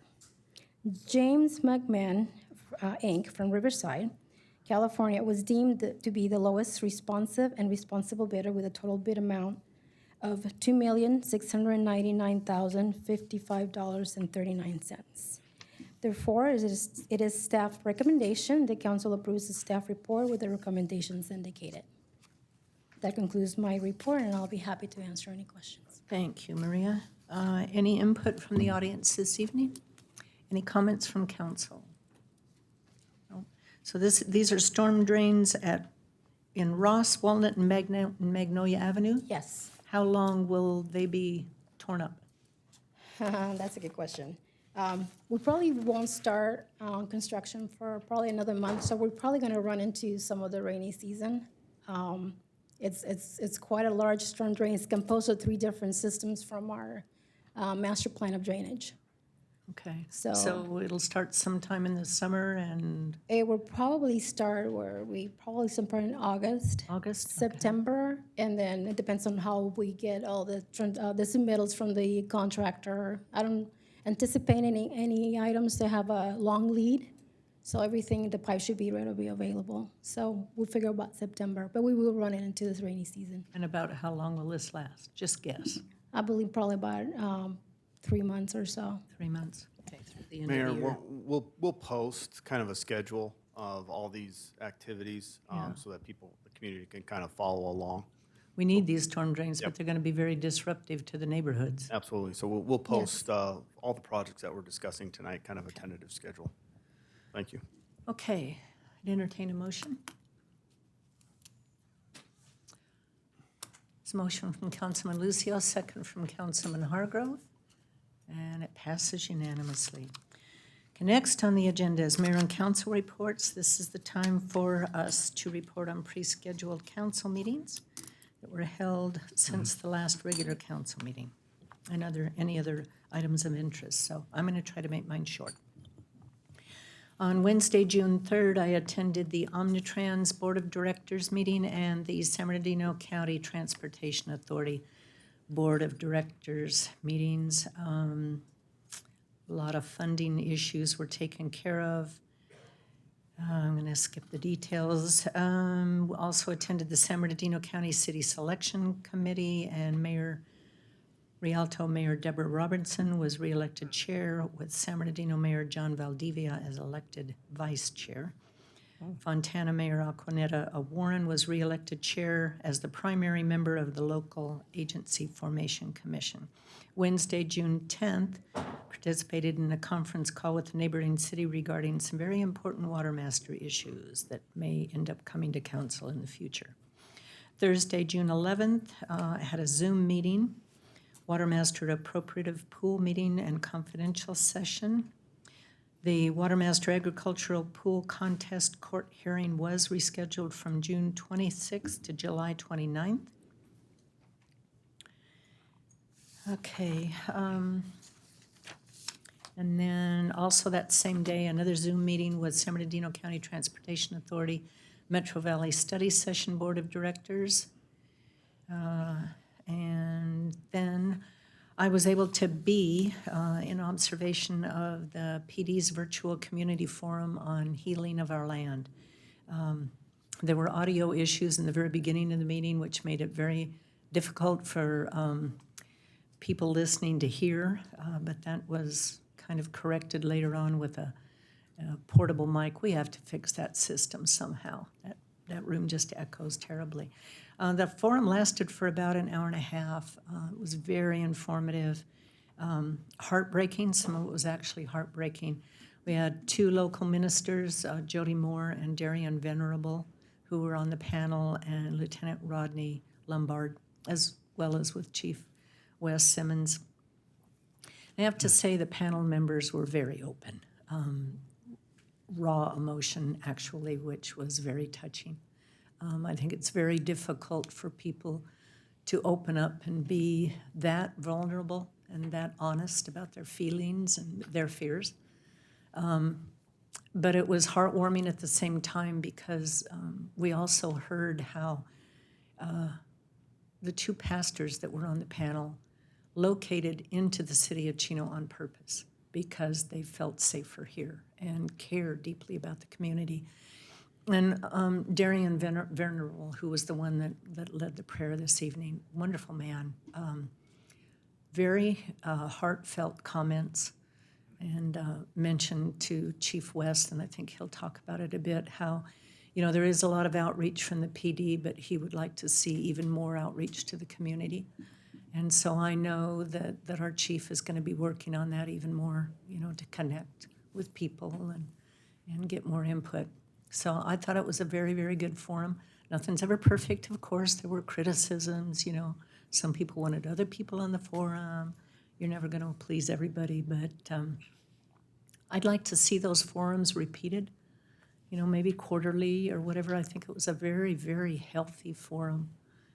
And I know there's more dialogue even within the PD, within the officers themselves being rawly open about what they feel, even toward each other. And again, like I said, the officers even spoke of what it's like being stopped themselves, as officers being stopped.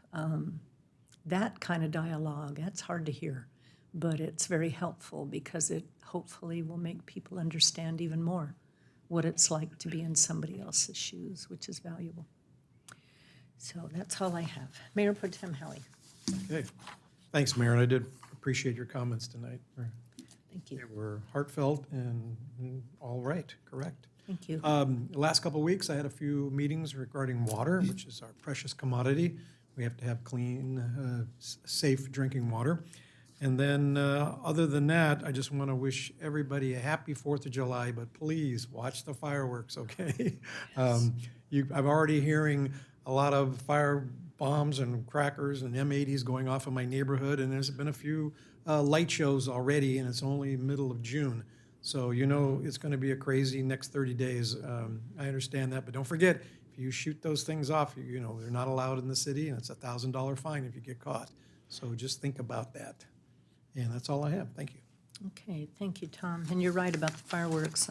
We live very near the county area, and it has been a war zone. It's incredible. It's been going on now for about a month. Huge fireworks. Councilmember Hargrove. All right, since our last meeting, I did a virtual with the Santa Ana Watershed. That was our second or third session, I think. Did you enjoy it? Second meeting, yeah. It's good. A lot of a lot of knowledge that goes way back. You know, they always talk to us about when I worked, it was like the people that were leaving with that knowledge and expertise that you could never get back. You know, it's something that you have to look at. how do you transition that over to the new? Anyways, yeah, really interesting. Then they had the Chino Valley Unified School District Board meeting that night, but they're still virtual. They had a meeting even as of tonight. I didn't get to finish watching it. It started before our closed session, about 5:30. They hadn't reached any conclusions on what the new school year was going to look like. I think they were giving up options. They're up to like option 5. A lot of them are going to take a lot of work to implement, though, you know, whether it's virtual learning or combination of the two or on-off days, and you can't seat 30 kids in a classroom anymore, so you can only accommodate half. So, you know, Monday, Wednesday, and there's all kinds of options out there. I don't know what they finally concluded. We'll find out. I guess they're doing it on YouTube now, so you can. Wow. It's always been on YouTube, but now that's their primary platform is YouTube. So yeah, I think you can even go watch it tonight. You know, and what was said, and you know, it does generally affect. I always say it always affects those that have kids, but affects anybody that owns a home too. Like, you know, all of that stuff comes into play. And then I met with Lewis Corporation on Friday, just virtually, the 3 of them. Just some general discussion about what's going on down in the preserve or what they're hoping to, you know, do with all this recession stuff. I say recession based on the virus. You know, I guess there's that huge potential of somebody already saying that we're already in it, you know, so. Did they have any information about building their shopping center down there or bringing in a market or anything? Yeah, it's on track, according to them. They have, you know, their commercial division that looks at that. They're looking for somebody to anchor that with a grocery store there primarily. That would be the biggest need out there is and then to find somebody that's competitive and pricing and all those good things. I mean, a lot goes into that, I guess, I would imagine, to try to figure out what's the best situation down there. I just generally, I tell them all the time that I don't hear a lot of bad things about Lewis. You know, they seem to be in the community to build a reputable community, one that's based on their traditions and their family values. They've been around a long time. Yeah. So they always seem to be like their best interest in mind. You know, they're dealing with the school issue down there, who's going to build a second school down there. The school district has that complete option of determining what they're going to do down there, but I think maybe Lewis is a little bit hesitant about turning over land to them and then maybe not seeing an end product at some point. That being said, last Measure G meeting they had is the $750 million doesn't go as far as you thought it would 5 years ago and 10 years ago. I mean, Chino High School was budgeted about $140 million and it's already at $170 million, and it's not even, well, they've just begun phase 1. So what the next 3 years brings to that, who knows, and how that affects other projects down the line and gets eaten up really quickly. I also did a virtual now with the California Institution for Men, had their Citizens Advisory Committee. The CIW, the Women's Institution, also has one bi-monthly, although we haven't had any meetings since March, since this all began. They were extremely appreciative of all the assistance that has been afforded to them. Primarily what was mentioned was some faith-based organizations and churches were making masks for the staff down there, like over 1,000 masks, you know, long-term masks that you can wear, multiple reuses and things like that. So they were extremely appreciative of that. Of course, CIM has been hit with some of the biggest numbers in the state, if not the most. I think a lot of that has to do with their population, their geriatrics. I mean, they're getting up there, and they're probably the medium age there's 58, 60 years old, and just, yeah, so, and a lot of them are very high-risk medical conditions that are down there, so of course their population is going to be getting hit. They had stopped all the intake there for a while, and they were just generally appreciative of all that's been going on and understanding for us to know that all this going on for them down there. Every employee coming in still to this day gets temperature taken, series of questions, almost like going to the hospital to get into the place just to work, and then of course, you know, visitations, and then some of the people that were stepping up was their phone provider, although they make millions of dollars off them phone calls every year, they were providing free phone calls for certain periods of times. That way people could still reach out and talk to their family. Lastly, I did ask the warden, I tried not to blindside her, but if they don't want to meet every 6 months, then I got a lot of questions. So I asked him, there's rumors going around the governor wanting to shut down 2 or 3 prisons, whether CIM had been discussed. It's an interesting conversation if it's happening, but according to Ms. Houston, Warden Houston, is that the conversation came up probably as with every warden, like everyone wants to know, are we going to be the ones to go? The Secretary Diaz, the Department of Corrections Secretary, had been down within the last couple of weeks and had that discussion with her. Of course, they're not going to rule anything out. Anything's on the table when it comes to the governor and probably the secretary, but they were looking at more areas that were harder to recruit for. They just can't get their staffing up and keep staffing there, or service providers, whether that's for a contracted, service provided to the inmates' rehabilitation efforts, or whether it's just getting volunteers to come in. Most of the faith-based stuff is all volunteers, and if you're out in an area like Imperial Valley and Blythe, Pleasanton, I'm sure those are just hard to get volunteers to go and service all the needs that they have. So that would look like that was their primary, but a lot of other factors, who knows what that could be discussed behind closed doors, and I'm never surprised to be surprised by CDCR. So that was great to hear from them again. And then, the Chino PD, the virtual, I just went on as an observer and just listened to everything that was said. I think there's some incredible stories out there, things that everybody really needs to hear. You can't fix anything unless you know what the problem is to begin with, and you can't know that, I guess, till you start having that conversation. But it does have to be authentic, and it has to be real, because it just can't be a narrative that's made up, and go along with the thing. It has to be based in some kind of evidence too. That's at least from where I come from. If you can prove, or we can prove together, that something's happening and it's systemic, then God forbid, let's not say another 40 years or 10 months from now, something else happens and it just continues to go on and on. It does need to be looked at, but I think it just really does need to be looked at on a basis to basis. You can't lump anybody and everybody together into anything. Right. If you do, you're going to lose your message, and it's never going to be productive. Anyways, that concludes my report. Okay, thank you, Mark. Mark? The other Mark? Mark? I'm going to keep mine short. I think we've all talked about everything that we've had tonight, and like I said, I enjoyed the dialogue. I especially enjoyed the fact that we had some young people that showed up here with an interest and a message that they wanted to get across. I appreciate that. I appreciate, like the mayor said, that you guys were respectful up here. We gave you the opportunity to speak your minds, which we wanted to hear what you had to say. But then at the same time, when it was time for other people to speak, you guys were very respectful, and I thank you for that. I'm just going to end on just a couple of high notes instead of. I just want to wish all the fathers out there in Chino a happy Father's Day, especially to my father. I also want to wish everybody a happy 4th of July.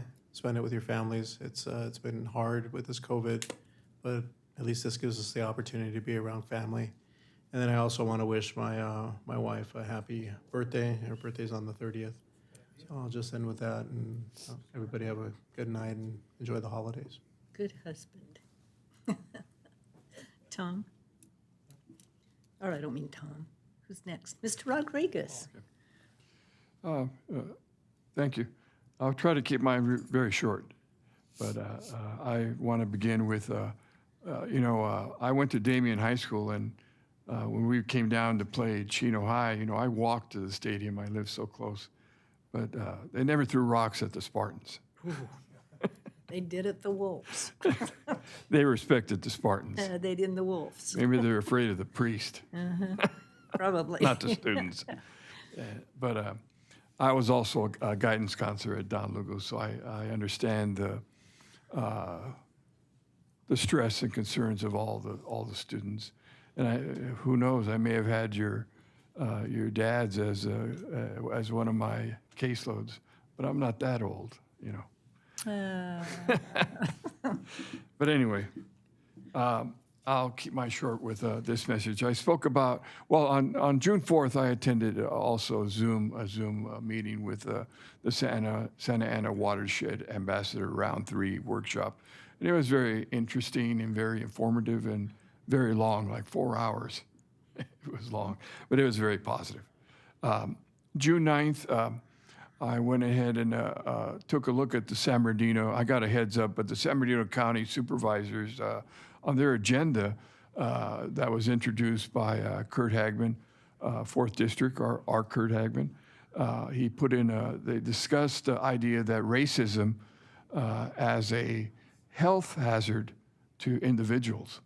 And when you really think about it, that could be very true, because when a person is attacked verbally, physically, psychologically, with racial slurs or whatever, it affects their blood pressure, their self-esteem, their productivity for working and contacting with people. There may be a higher rate of suicide and even death. So it's still in discussion, but I think with the times, the way things are happening, let's see what happens with there. I think that was an interesting discussion. And you think our agendas are long.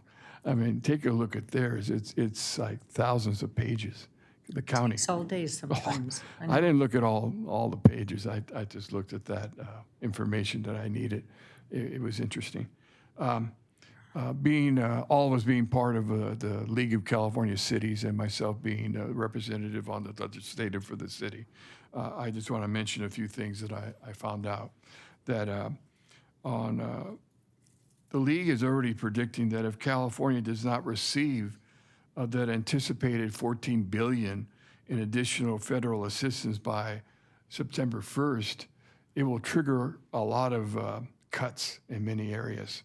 And I'm not going to speak about all the cuts I can right now, but it's on their website. And I would suggest that not only council members, but all of us in the audience and out in virtual land out here, take a look as to what could happen if we don't get that assistance in the state of California. That could affect us. But on a positive note, there's a CARES Act funding that was passed that allocates $500 million to cities for homelessness, public health, public safety, and other services to combat COVID-19 pandemic. And what strikes me is that $275 million will be offered to cities with populations less than 300. Well, we fit in that category. And no city will receive less than 50,000. So go get them. You know, let's apply for that 50,000. That would help us in our cause to help our city, our homelessness and other public health concerns that we have and are working on. Let's see.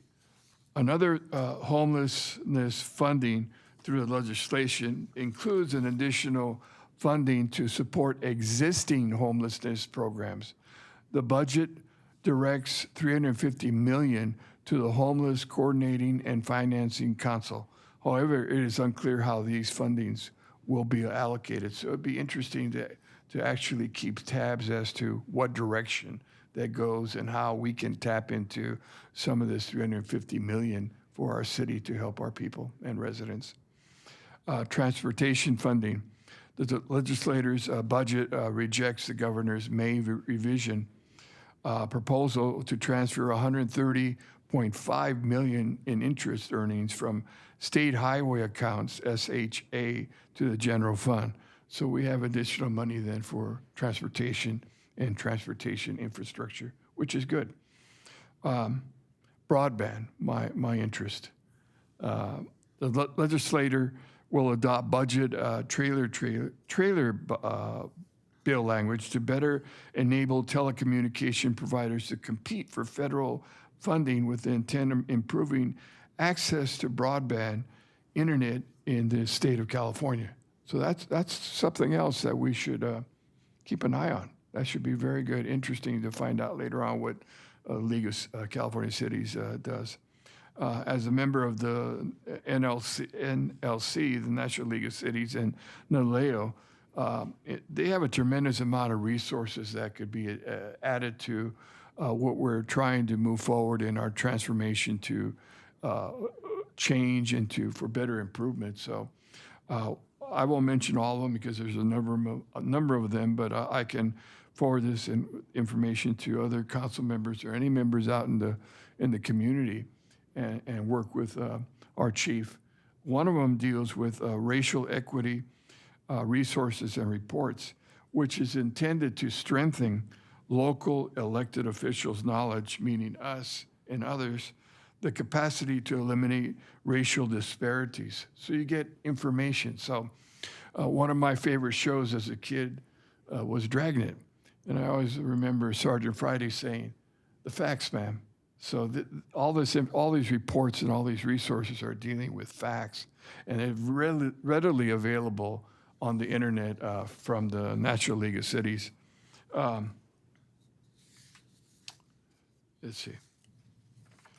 Another quick report would be that there's, in this racial tension that we're all facing, the National League of Cities also provides information that focuses on supporting municipalities' efforts to respond effectively to owning resources and reports, meaning definitions of common values, insights, context, and a checklist that we can maybe use. Like I've always tell people, don't reinvent the wheel or the mousetrap, just make it better and look at what others are doing and sort of incorporate those ideas and say, hey, maybe this can work for us.